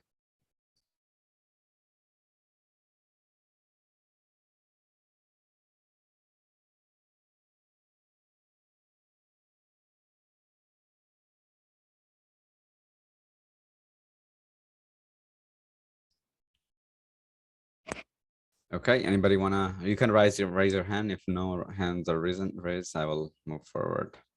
All right, Shoaib, go ahead. In my opinion, I think it is actually possible to attain about free software, but for a limited time, not for like for forever. Like if I make a software, it cannot be bug free for entire of it is time, because every time I see, if I download this software, we all use software application in our phone and app or PC. So every time it's time to time, like after 1 month or 1 week, when the they updated the software, the one thing we see in common, they fixed bugs. So what they did, what includes the new release, it says bug fixed. Bug fixed in this, in here, there, and everywhere. So I haven't seen a single software yet that says it is bug free for entire time, like for 10 years or 20 years bug free. So I think it's not possible actually to attain a bug free software, in my opinion. Yeah, and that is a most accurate, I would say, accurate opinion there. It's really not possible, but I think Rima raised your hand. You want to go? Yeah, I was saying it's not possible. There is no way we can create a bug-free software. There will always be an issue from user point or developer point. So it's not possible. It's totally not feasible to create a bug-free software. There will be issues, there will be glitches. We can improve the software, but cannot be totally bug-free. Right. And it could be like, let's say somehow we have AI technology and we're able to write code so efficiently that there is no bug. But then what about the user requirement? Maybe the user didn't want that feature. Maybe the user didn't want that functionality. Maybe the user didn't want how it looks. So there's always going to be, even if we somehow, which is not, I don't think it's possible, at least from my standpoint, but even if we come up with that kind of technology that will, create softwares and allow developers to create software without any bug. And the part of the reason is because every time developers are writing or creating something, they are writing code from scratch. It's not like, okay, here is a component, I'm going to go ahead and edit. They have to customize it. They have to make sure that it meets the user criteria, it meets the documents that they got or design document that they got. So it's done very much from scratch, right? And the other thing is, and this is like, don't quote me on this. Basically, sometimes it's easier for QA to come back and say, hey, here are some issues. Because as a developer, and I used to be a developer myself, and when I developed a specific feature, I'm losing my nights. I'm doing day and night work. And it's because it's addictive, because when you write code, you just want to see the end product. You just can't wait to see it, like when it's done. So you're doing this kind of work, and then 2 days later, I'm so happy. I go to work and let's say now present it to Ruma and saying, okay, Ruma, you can go and test. And now Ruma is finding so many issues. And she's giving me a list of issues like bugs, and I'm fixing them one by one. Is actually easier than me spending 2 to 3 weeks to find those same issues, right? I can just focus in the meantime on another story, and Ruma can actually give me the list of issues that she found. So you will see over and over, developers will be comfortable to say, okay, go ahead and test it, let me know, or sometimes they will give you early access. Can you test it and let me know if there's an issue? And it's because they don't want you to create a bug. They just want you to let them know right away. But it's easier for developers as well to go out there, to work on something else. In the meantime, you find them list of issues they can fix. It's less time consuming when the bug was found and you know exactly the bug is originated. It's hard to find the bug. Okay, so it's really is a win-win situation for QA and the tester. So you really work closely with them to make sure that, both parties are working collaboratively. All right, goals of software tester. And again, know who you are and know what you have to do will really, really help you to go out there and talk about it and be very proud of yourself. Because when it comes about doing a job, or let's say you're a salesman, you can't sell a product unless you really, really, really like the product itself. You never use the product, for example, and you want to sell, you want to go out there and talk to people every day and sell it, you will see there's something missing. You will basically feel like, oh, I'm just pushing people to buy it. But the moment you use the product and you are a happy customer yourself, it'll be super simple. It'll be easy to sell. You will feel confident. You will feel like that you will really like your job. And so same applies here. If you don't know what software tester is, sometimes people people actually make this sounds like, he's just a tester. Oh, software tester. And it's because what's happening nowadays, right? What's happening is that out there, someone somewhere sitting down and think that they will, help people to go get jobs, and they're not signifying the job itself. They're just talking about STLC and other things. But you coming fresh-minded, they're already making assumptions that you understood the importance of this role. And that could be one. That's really like not giving you enough information to kind of make you feel that this job is important, and you will have tons of fun, doing this kind of job. Our primary job is to find bugs, right? That's the primary goal, is to find as many bugs as we can. In the process of finding bug, we can make ourselves efficient by writing documentations like test plan, test strategy. We can write test scenarios, we can write test cases, and we'll talk about those, and we'll basically create these documents later in the class. But these documents, these processes that we use, engineering process like STLC, is to ultimately find the bug. So we don't really have to, we basically don't create them because we have to. We create them because it makes it easier for us to spot a bug, and it makes it easier to work every day, instead of saying, okay, I'm gonna magically just go through the application and find bugs. It's not easy to find, unless you have a plan. As early in the software development process as possible, of course, and make sure that they get fixed. So if the bug is originated during a cycle, it could be a sprint, and we talked about last time, then you want to make sure that gets fixed in the sprint. Otherwise, it's going to pile one after another. Let's say you find a bug and it's not being fixed. They can say, okay, put it in the backlog, put it somewhere, put it into the bucket list. And now the bucket list is growing and growing and growing, right? The other thing here is that an advice from experienced QA engineer is that be careful not getting caught into the dangerous spiral of unattainable perfection. And that is one of the thing that I will make sure, like, when do you say testing is done? Are you like kind of going and testing so much that you spent the entire amount of time that you're supposed to spend for 6-7 user stories, 6-7 requirement, and you just only spent on one because you want to look for 100% perfections? No, you want to think about, you want to use your, again, critical thinking process here and say, okay, which areas of the application is more critical? What should I be testing? What is in scope and what is out of scope? Meaning, what should you be testing? So if I'm testing, let's say, login functionality, right? And then while testing login functionality, I found after logging in, homepage have some bug. Do I go crazy? Now I go test homepage. Now I go test everything else. And I'm just running here and there because everywhere I see, I feel like bugs, bugs, bugs.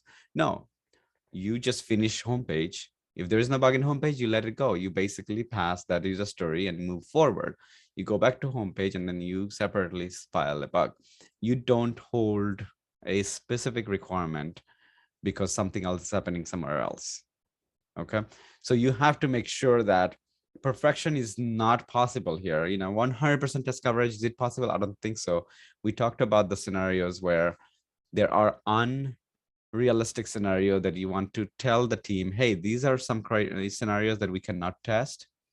It's nice to, if we can test, that would be nice, but unfortunately we cannot test those two scenarios because it's unrealistic.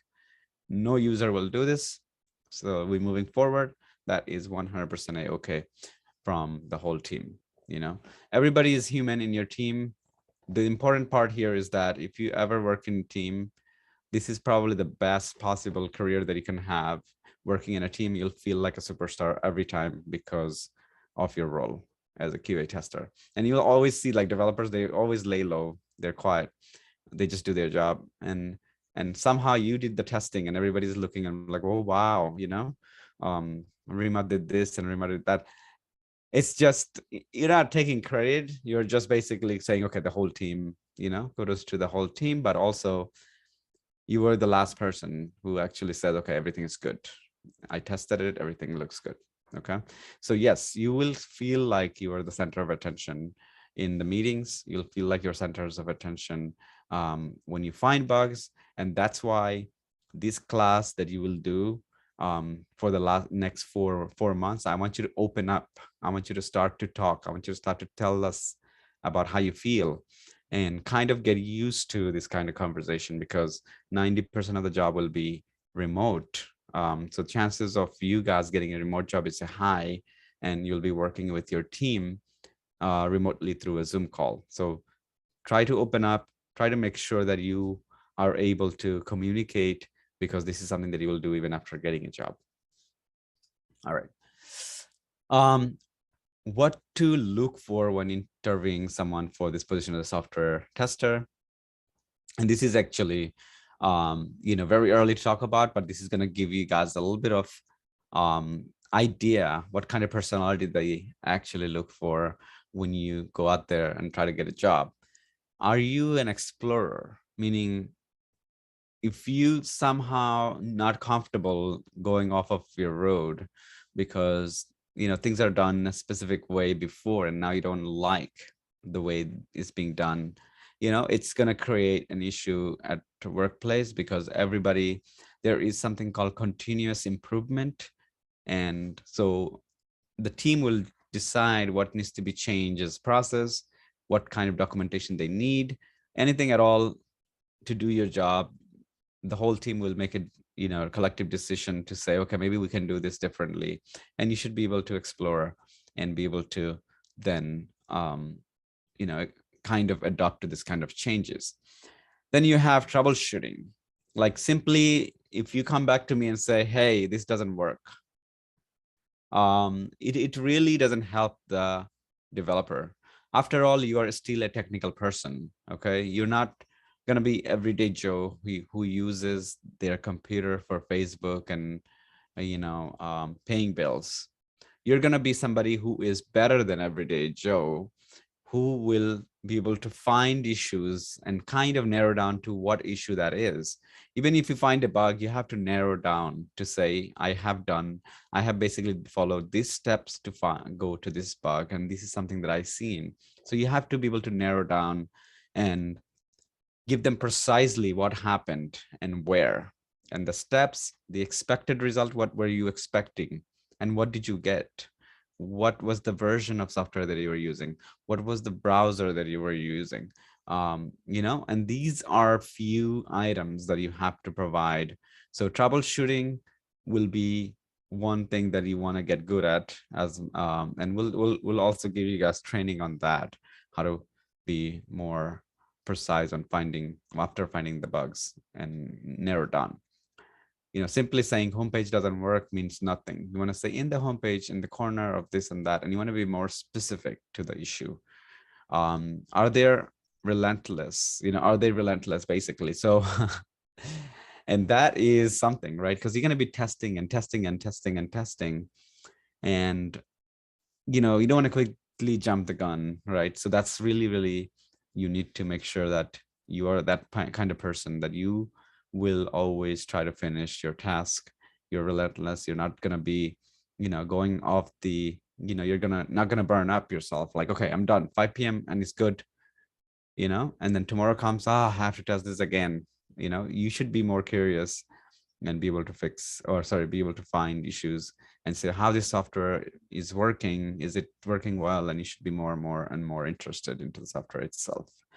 Are they creative? You know, creative is something that everybody look for in any kind of job opportunity that you can see out there. Even if I am let's say manager for McDonald's, I'll look for somebody who has a creative mind, because end of the day, you know, if you just simply do your job, you know, it's good, but then if you're a little bit creative, it really helps. It really helps to drive the initiative and be able to, you know, keep the spirit up, be able to keep the motivation up, be able to take ownership. So a lot of the things that you will deal with at work, you'll have to be creative enough to find a solution, see, okay, maybe you can do something better, something differently that will actually not only help you, but also help everybody else. Are they perfectionist within reason?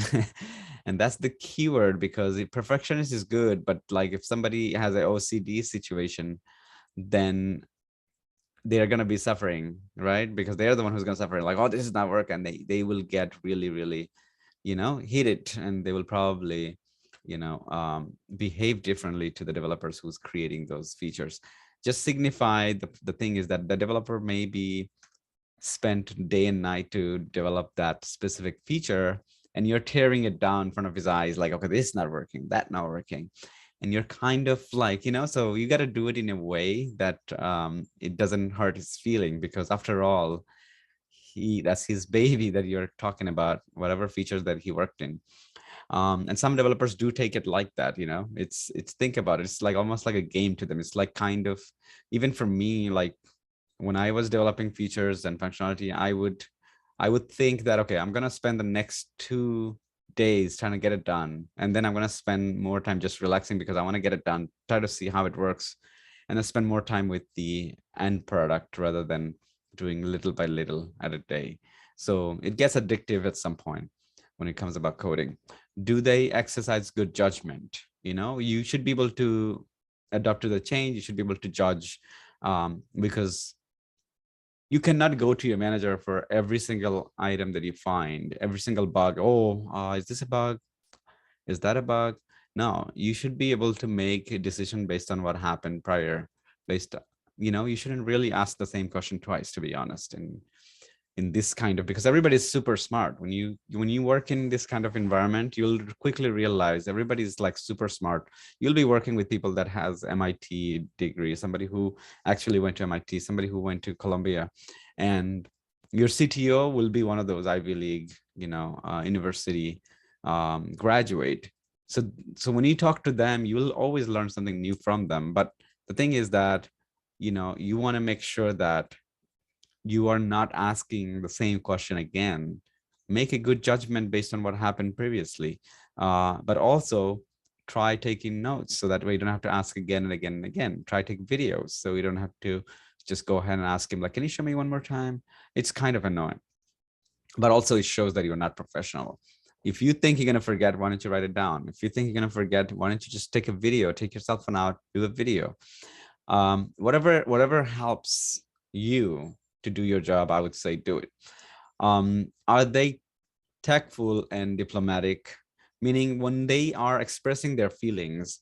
Let's say you're in a meeting and let's say, Shimona didn't show up in the meeting, and earlier in the day you guys were chatting, because at work you'll be chatting with your coworkers all the time, and you guys probably will have a fun channel. So now, like, let's say Shoaib is talking to Shimona and they're like talking about like things like they're gonna do maybe like some concert or whatever, and Shimona mentioned that, okay, I'm gonna go to this concert at this time, and that was the time that the meeting is happening, and Shimona didn't tell anybody and just said I'm sick, and left.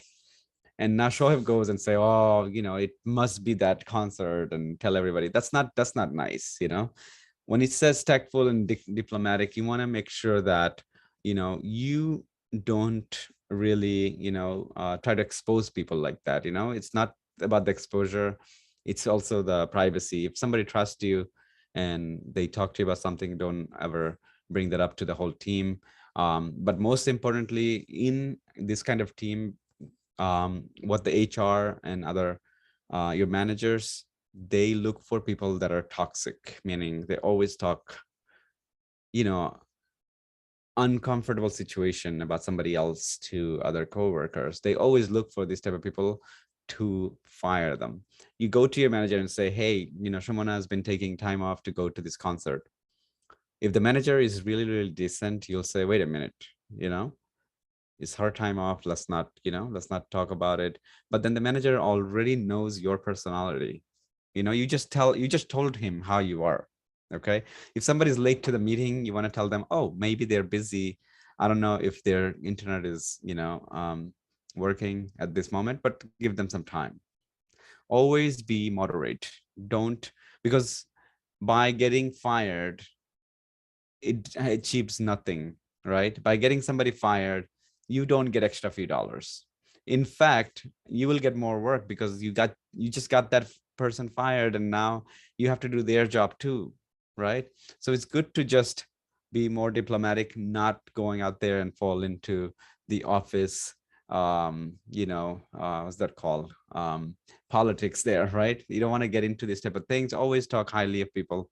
If they did something good for you, just, give them proper credit, give them proper, pat on their back if they did that.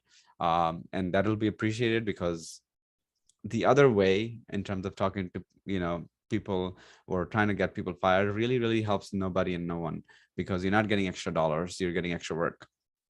So it doesn't make sense. And here, everybody's super intelligent and some of them are super professional. So you'll see, like, when they talk to you, they will always follow up with an email saying, hey, so we spoke about this, so let's do this and that. So you want to be that kind of professional. You want to be able to communicate effectively. And that is not, I'm not talking about English, I'm talking about emailing, I'm talking about instant messaging, I'm talking about be able to let them know, hey, I'm going to be busy the next 2 hours, or let them know that, hey, I'm going to take 1 hour in between off because I'm going to a long lunch with my husband or whatever, with my boyfriend. But either way, this kind of behavior will help you, because sooner or later, if you want to be a manager, guess what? Everybody has to like you. It's like almost like an election. If nobody likes you and they have negative things to say, you will never be a manager. Personality of a manager will not show up, because you feel very differently about other people. And over the years, if you ask me, I worked with people that really, I know for fact he's not doing the work.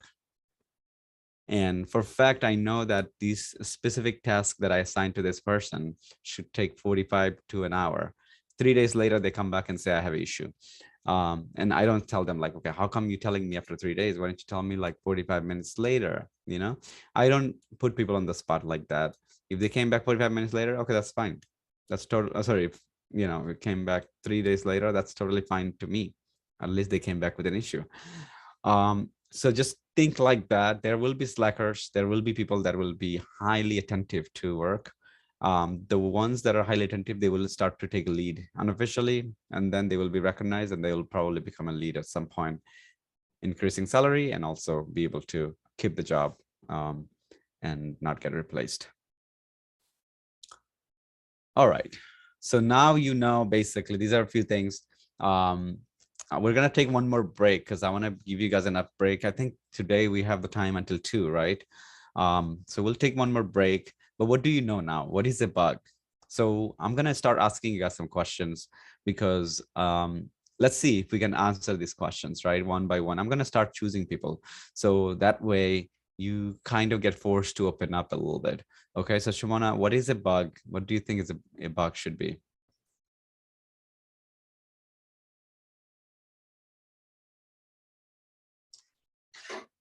Parasite. Okay, Ruma and have her hands up. So I'll get back to you in a bit. So Shimona, if you have a chance, I'll get back to you also since you're muted. All right, Ruma, you want to answer that question or you have another question? Oh no, that was a mistake. My hand, I forgot to take it Okay, down. that's fine. Okay, Golam, you have a question? Yeah, I was a little late to the class, but my question is, the bug, usually we believe that, well, which can bite you. but, but in this case, bug is like a wrongful coding, which can interrupt into the application or software, which can turn down the system. Or it can block the further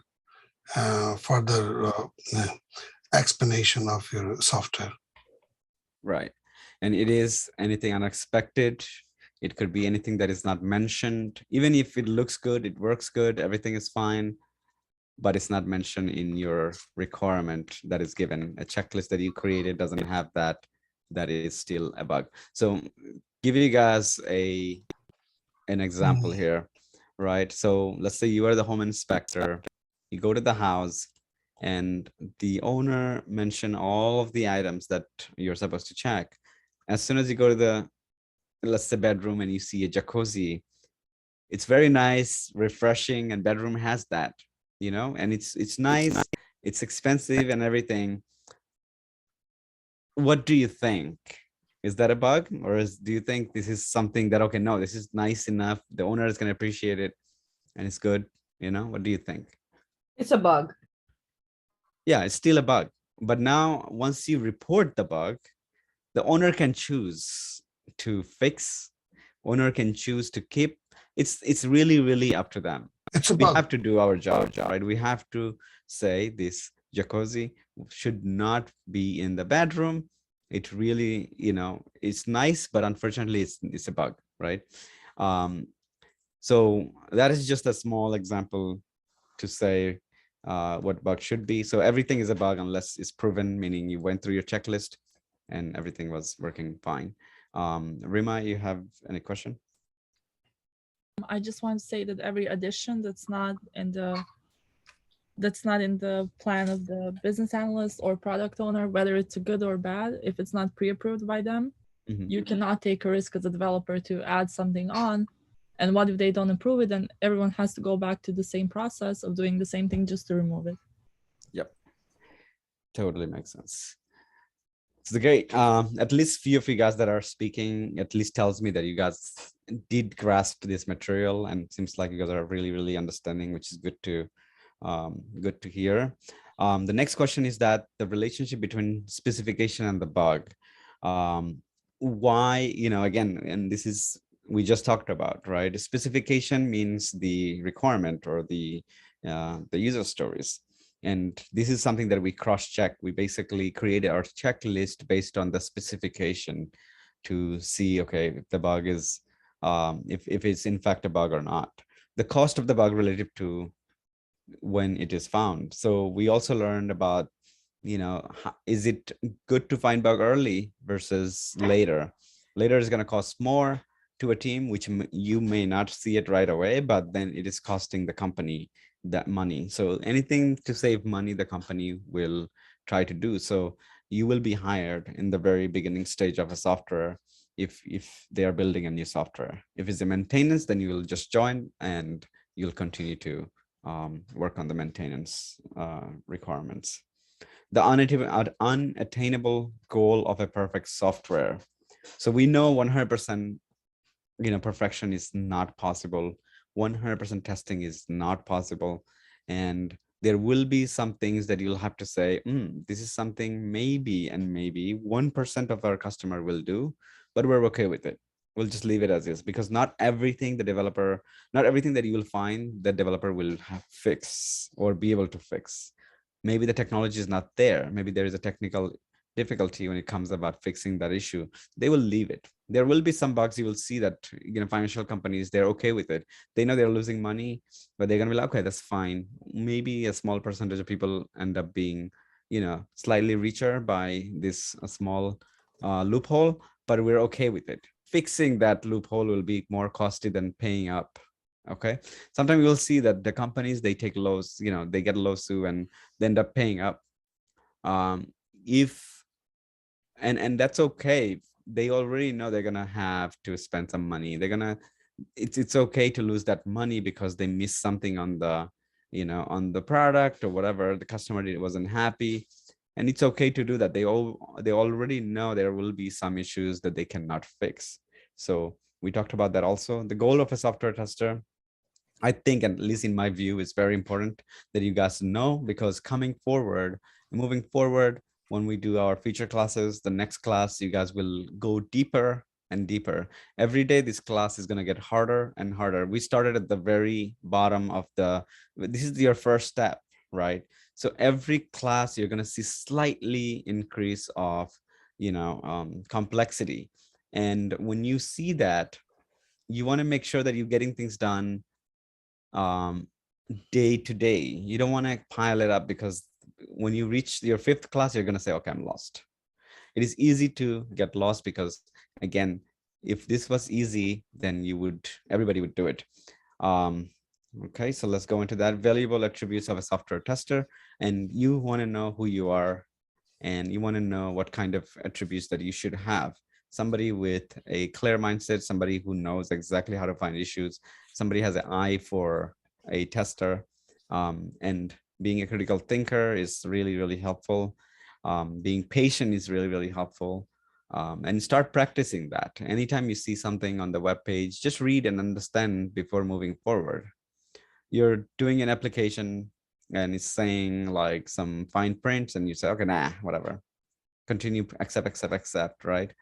As a tester, we don't do that. When we do testing, we actually read through it. We actually compare to make sure that the text is correct, and then we move forward.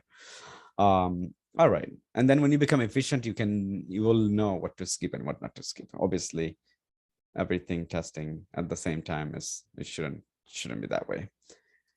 Okay. So now we are talking about the development process. Before I go into the next chapter, what we will do is that it's 1:14. I'll give you guys another 10 minutes break. Some of you guys probably already feel kind of like sleepy. I don't know. Maybe that's the case. For me, it's like I'm speaking, so I can keep going. I don't feel sleepy because, when you are actively speaking, you have goals. You want to go through a few things. But some of you guys are listening in probably will have a hard time. So I'll give you guys some time to go and get some fresh air. Come back at 1:30. You have 15 minutes break, and then we're going to spend another half an hour.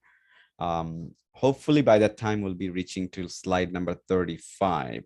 So I'll see you guys at 1:30. I'm going to pause the recording here.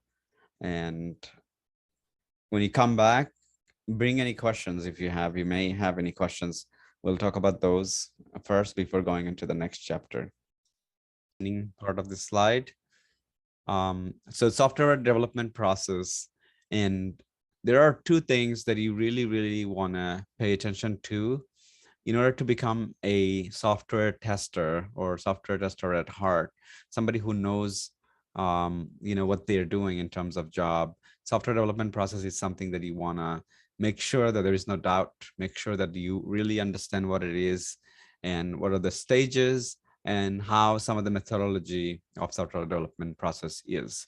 So we're going to talk about that. I think we also covered this previously into the previous classes. If you weren't there, don't worry about it. Everything in this material is intended for the first ever class, so I shouldn't be surprised But for those who did have some glimpse before, it'll be easier to understand. So software is basically requirement specification document. We have design document, source code, test suite, and test plans. So these are some of these element actually makes what the software is. In order to make that happen, we need to have a requirement and a specification document that really list out the feature and functionality, business process, and what it is the software should have. And then we have design document that really complements what the requirement should be. So based on the requirement, design team, they will design it. But when they design, they also make decisions based on the company's standard. They make decisions how it should look like, and somebody will have to make decision on the color, font size, and all of that. So the design document actually is another requirement document, let's say, because they do go through series of approval process to make sure that the company is okay with, or at least the team is okay with this kind of design. Sometimes they will give you design demo. So design team will go ahead and go over each and every single design that they have created to make sure that you have the opportunity to correct anything that you see may be problematic later. Then we have source code. Source code is basically just coding, writing the code in order to convert the requirement and design document into a interactable software. A software basically make things happen with code. Design is just for proof of concept. It doesn't have features or functionality. You just see it how it looks like, just like a screenshot.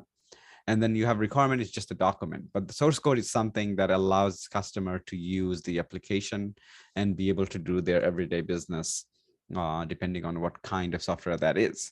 The next thing is once the source code is done, we create test suites. Suite means basically a series of tests. It's not just single test. So we create test suite and test plans. So we basically, I mean, there is a process of creating this. There is an engineering process of testing, but here we just basically list out what we need to create. So we have a test plan, and after that we create the test suites to make sure that we covered enough reason within the reason after looking at the requirement, understanding the requirement, and tested the software. Then we have interface and hardware and operational environment. So what happens is that once the software is tested, it then goes into a production-like environment that goes into a specific environment where they check if this is a iOS or Android, or if this is like a tablet kind of software, then it goes through those hardware, operational environment to also see how they work in real world scenario. Then we have internal, external documents. Internal meaning like whenever you have a software that is being used by employees in a company, they will create a training document where the employee will get training before even release goes place. Otherwise, everybody's going to go home and not work. That day, they will basically say, okay, everything is working very differently, and maybe it's a bug or issue. But you want to give them proper training, and you may be involved as a QA to create the training materials. So that way the company can do the training to their employees before using the software. Then external document is just the release note. If you ever go to an application and they have like section where it says release, upcoming release or release note, or if you go to iPhone, you'll see there is release note. For any of the app they release, they usually provide a list of items they have improved, right? So that needs to be done before even releasing to the public. Executable program, their persistent data, right? So that's just basically software working as intended. Software effort, what kind of effort that will be made throughout the whole SDLC process, the software development process. We have specification, meaning we have the requirements. Then we have product reviews. So there will be multiple reviews after the specification is done to make sure that specification is correct. Otherwise, everybody's going to end up building the wrong thing. The design is the next item after the review is done. Once the design is done, then they will create a roadmap, which is like a scheduling, and to say when things are going to be done. This feature, I want to get it done by August, something like that. And then they will give a time frame, deadlines and schedule that according to the team. Feedback also part of the development process. Whenever there are changes, user use that and then they come back with feedback, or even the feedback comes from QA, feedback comes from the engineering team, or even feedback comes from the product team. Whatever is the case, it will be accepted and looked into. Competitive information acquisition, and then we have the test planning, customer surveying. Test planning is really our part where we end up thinking about everything that we'll need for testing. What are the scope, what to be tested, what not to be tested, and when can we say testing is done. So we list out all these items in our test plan. And customer surveying, basically you're constantly looking for customers' feedback, and that really depends on the application that you're trying to develop. And if you do get customers' feedback, then that will be used during your development process in order to make it better. Usability data gathering. Test data is basically one thing that what kind of data do you need in order to continue testing? Do you need login information? Do you need to create a user?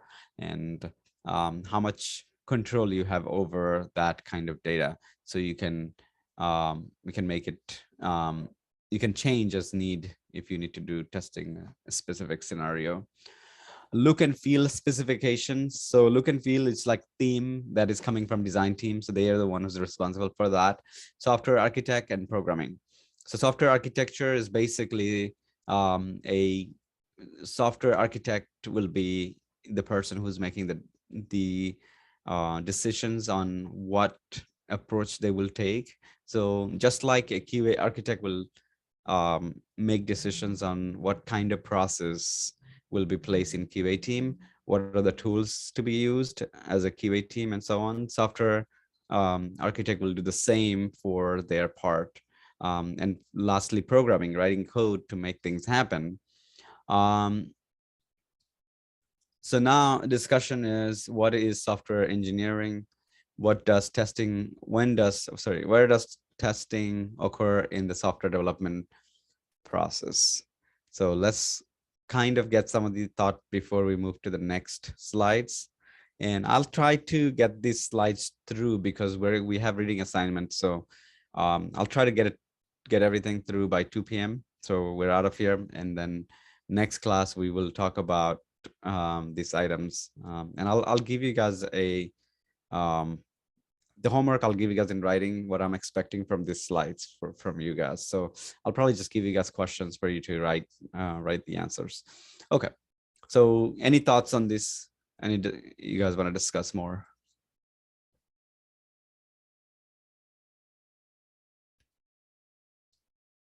All right, I'm gonna pick one of you guys. It shouldn't be always same person. Okay, Juma, can you go?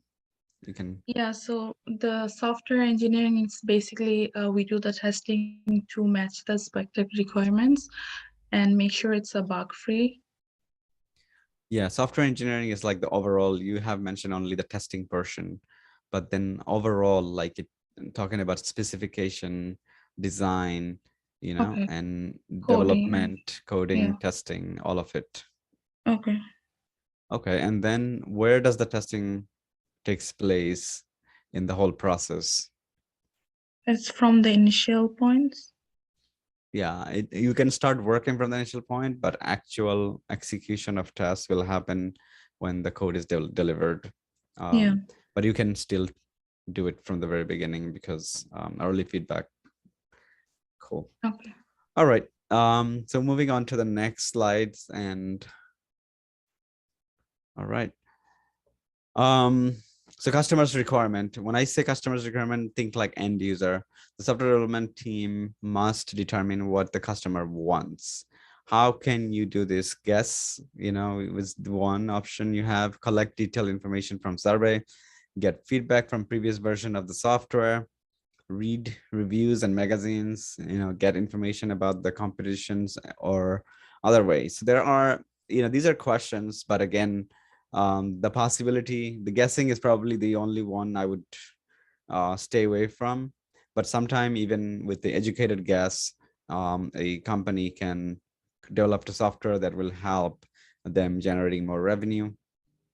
And then we have the collected data used to guide specification effort. So these are some, again, like these are some data that we, the team will use. Sometimes they will use analytics from Google to understand where the customers are spending most of their time. So they will refine that part of the software to make it better. But these are some way that the data can be gathered to see the business decision can be made in terms of what the next new feature should be, what the application should be, and the specification should be. But as a QA, as a developer, we don't make that decision. That comes from business. They use this data to make decisions what to, what features to add and how to improve the existing software. Then we're talking about specification. Again, this is just requirement. Again, if you don't know where we're going, then any road will take you there, right? So that's the problem, right? That's just a code from, I don't know if I have somebody's name here. No, I don't have it. So specification. So if you don't know where you're going, any road will take you there. The specification takes the data from customer requirement and then other source of defines the feature of the software, functional requirement, the constraint of this feature, which is non-functional requirement, and the specification can be formal, informal, a napkin or whiteboard. And this is exactly what I'm talking about is when I said a product owner can simply say, oh, I would like to have this, I would like to have that, and they don't have to give them a document. The business analyst will be the person who will write that document based on his understanding after talking to the product owner. So it's a formal, informal, and it could be just simply writing a piece of paper and giving it to the product the business analyst. So the requirement, how it comes, this is one sneak peek on how the requirement can originate, but we more focus on testing and we just go based off of the requirement. The requirement is our source of truth. We don't really look at the application and say, oh, it's working fine, so let's just keep it. Even if you like the feature, you can say, okay, it's fine, but this is not what we actually even have there on our list. Schedules. So the goal of scheduling are to know what work need to be completed, and this is really project manager, this is really the scrum master in your team. This is not your responsibility, but again, you need to know, so that way you have the proper expectation. What is the need to be completed? So urgency, priority, right? Severity, this is something that they will determine. How much work is left to do? How do we even determine how much work is done?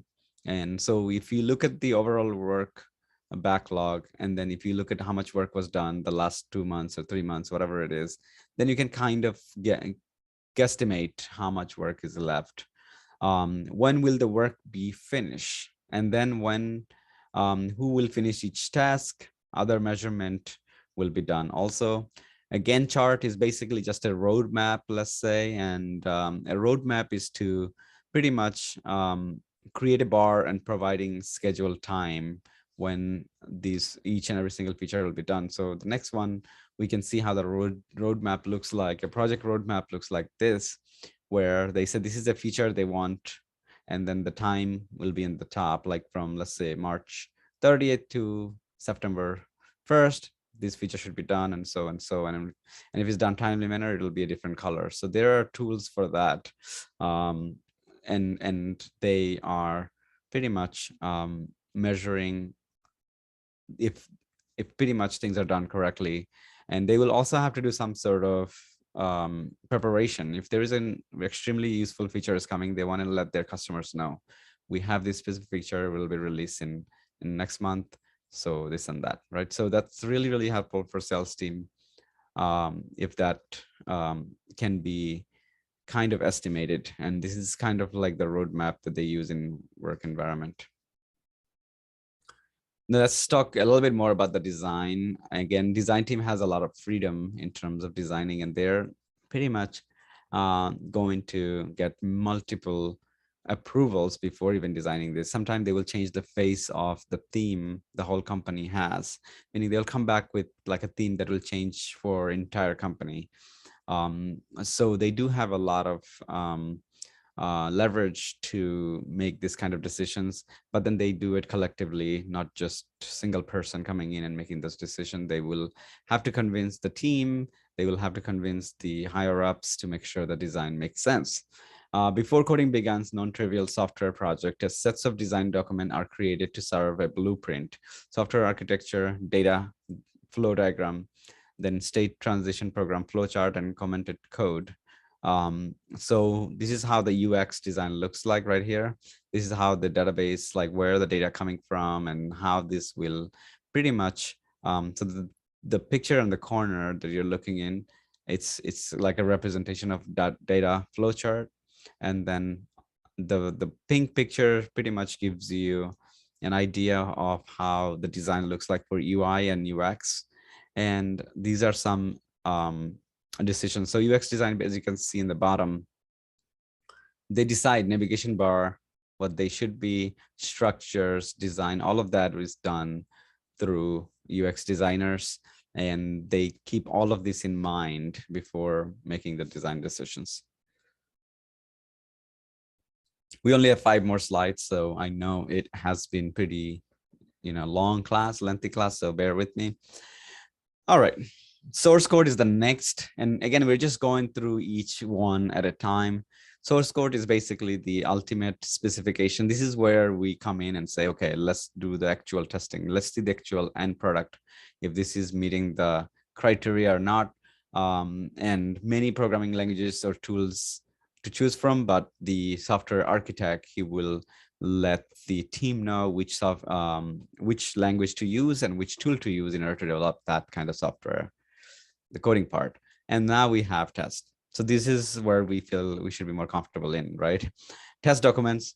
You got yourself a test plan, which consists of quality objective, what kind of quality you're targeting, resource needed, who's going to be working and what areas they will be working in, schedule assignments, what should be done and when, priorities basically, and methods, what kind of testing methods that you'll apply. That mean there are many testing techniques out there that you can apply to be more efficient with your testing, and we'll talk about those. So that'll be in your test plan. Then you got the test cases. Test cases is basically describing step-by-step process on how to carry on with the testing. So you're going to say something like this. User goes into the home page, then user clicks on, let's say, registration, and then after that user enters data, required information, first name, last name, whatever, their email address and phone number, and then user will click register. After that, the user should be able to register with the required information, for example. So you'll describe all the steps. So go to this website and then enter this information. So you want to write your test cases in a way that anybody can follow and be able to execute, be able to test it. Next is bug reporting. When you execute your test, when you actually run this test, you should be able to find bugs. And then you want to create those bugs. You want to basically track them until the bug will be fixed. In order to track it, you have to use a tool. Here listed as Bugzilla, which is a tool, but we're going to be using another tool called Jira, and that's what we're going to give you guys training on, how to create bugs, how to properly write a bug, and then track it to make sure it's fixed. Then for test automation, we have, we'll basically use Java with Selenium. Selenium controls the browser. Java is a language that Selenium listens to. So what we're going to say, Selenium, please go to this website, and we're going to say it with the language that Selenium understands, which is, let's say, Java in this case. So first we have to learn Java. Second, we have to learn Selenium in order to do test automation. And that's what we will do also. And that's why I said this class is going to get harder and harder. And I need people to focus, even if it's harder for you to focus here at this point. The only time you're going to be super focused in the class, or I guess like the most of the time, is like when we do practical work, when we write some code, when we basically do the actual testing. We have to make sure that introduction is done through the slides. So that way we kind of have the background information. We know where we're coming from. We know exactly what it is. And then once we write some test cases, test scenarios, we're testing an actual website, we're going to get more hands-on and it'll be more interesting. So when you do see classes that has slides, just work harder to make sure that you can focus. Then we have metrics, statistics, and summaries, which shows how many bugs originated, how many test cases you wrote, how many test cases pass, how many test cases fail, and so and so. So these documents that will be part of your everyday work. Going into the next slide, if you guys don't have any question. The next slide is basically just describing about some of the position in your team and who will be responsible for what. And that is essential for you to know, because then you know exactly where, what you need to do. So first position is project manager. Project manager basically writes product specification, manages the schedule when things should be done and what should be, he also does hiring and firing, whatever needs to be, any concern the team has, critical decisions like trade-offs, or even acquiring new resources or new tools in the team, if that helps the team. So then we have the next one, software architect, system engineers. So basically they are the person who will design the software, who will think ahead of time, come up with a plan to say what language to use, what approach that they should follow in order to build that software. After that, the next role is programmer, developer, or coder. These guys are like the frontline armies, right? They are the one who's going to write code and fix bugs for you. So they will be your mate in terms of working very closely. That's the coworker that you want to reach out most of the time during your work. Then we have the testers and quality assurance stuff. So this is you, QA engineer, QA tester, QA analyst. Find bugs, document bugs, and track process of open bugs, right? And that these are asides from, this is your primary responsibility, but the documentation, don't forget about those, right? Test case, test plan, we have to create those.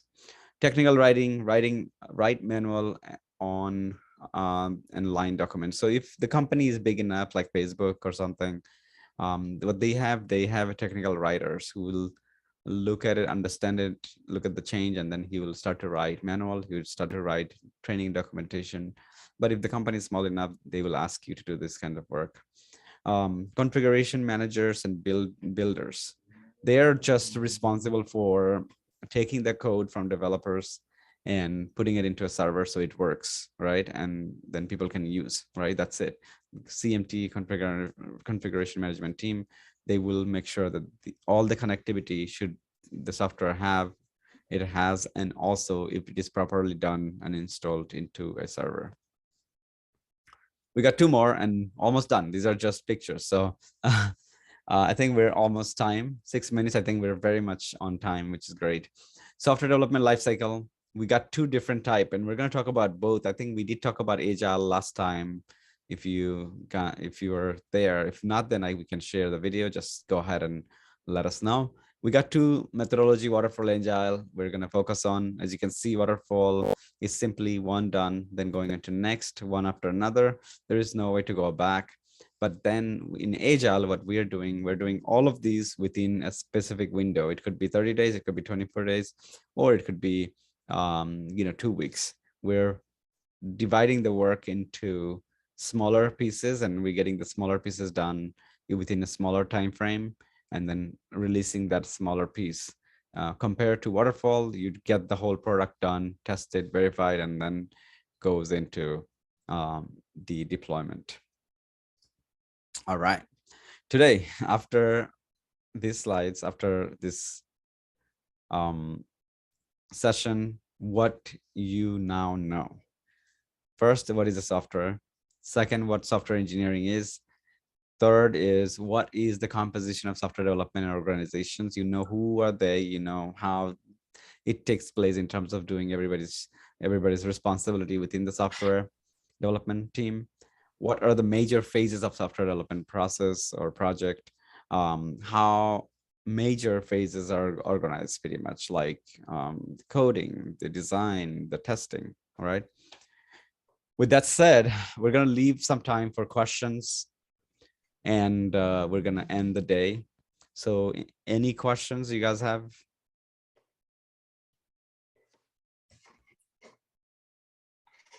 Yes, sir. This is Gulam. I have a question. Sure. Question is actually very confused.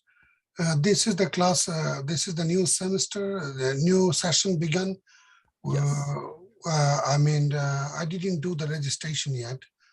What, That's fine. I think we did send out a text message that registration taking a little bit of time, because what we're doing is somebody's calling you guys one person at a time to make sure that you have a proper understanding and expectation, and also some items that he will talk about. And we talked about this in the group, that even if you're not registered, you're going to be able to do the next few classes as long as you have the interest to join us. And momentarily they will reach out to you and make sure that you have you're registered. Yeah, so we just don't want people to miss the class because they took some time to register. You know, it's on our end. Usually weekends Mohsin is going to reach out, or usually but sometimes people just go ahead and reach out to him, and when he's free he'll go ahead and talk to you guys. But yeah, it's a lot of, he's dealing with not only one badge, we still have other badges, so that's why it's taking a little bit of time. But don't worry, you can continue to do the class until you're registered, so everybody should be fine. So the class class is scheduled to every Saturday, and which day? Every Saturday and Tuesday. And for the month of Ramadan, we're gonna have a different time for the Tuesday. I think we shared, I gotta look at the time real quick.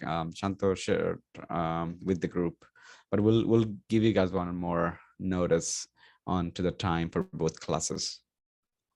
So this is the first class for this new semester? Yes, it's the Okay. first ever class. Yeah.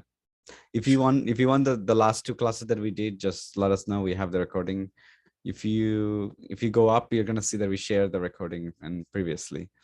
If you wanna just go through those, because those are like overall. We're just following right now the course material. We're going one topic at a time rather than jumping into multiple topics, what we did in the beginning. This was just to make sure that you have a proper expectation and understanding of what to expect from this class. But now we're going to just basically go into, like, slowly we're going to go into topics that you may find it harder, but we're going to go as slow as we can to make sure everybody understand properly. Okay, no problem. Thank you. All right. So with that said, if there's any more question, we'll talk about it. But otherwise, I'm gonna send out you guys the homework, the reading material, like which pages from this slide you guys should read and come up with and do the quiz. And yeah, that's pretty much it. If you guys have any question, just post it in the channel. We'll try to answer as soon as we can. Somebody asked for curriculums. We do have it. I don't know if we do not share yet, but Mohsin will share with you guys when you guys already talk to him. If I think those already who talk to him, if you don't have the whole 4 months of curriculum, we can definitely share. We'll probably put it in the group so everybody have it at the same time. I have a quick question. I'm sorry to Sure. interrupt. Yeah, sure. So when you talk about Selenium and Java languages, are you talking about beginner, intermediate, or what type of knowledge one should have for this? So we're gonna give you basic training in Java, because if we try to go in advance, it's gonna take a lot of time. Java is not a small language to kind of grasp within the 4 months of time. So what I usually do is give you the basics, like you learned how to move around and navigate through the language, create some small programs. After that, you learn how Java is able to use Selenium to write the test automation. So anything that you need for writing automation tests, you'll be learning. So you'll be learning as you go also. So after the initial training in Java. We're going to continue to train you guys onto the bigger topics. Some, I would say, more complex features of Java, but we're going to do it while we're teaching you the test automation as an example. And these are the only two languages which like needed for this course. Like if someone knows, have a little background in other language, that's not going to work. No, 100% is going to work. Any language, if you know a programming language, any language, right? It is going to help because the fundamentals is same. The algorithm, we're talking about data structure, we're talking about the way that you're supposed to create a program. It's going to be same.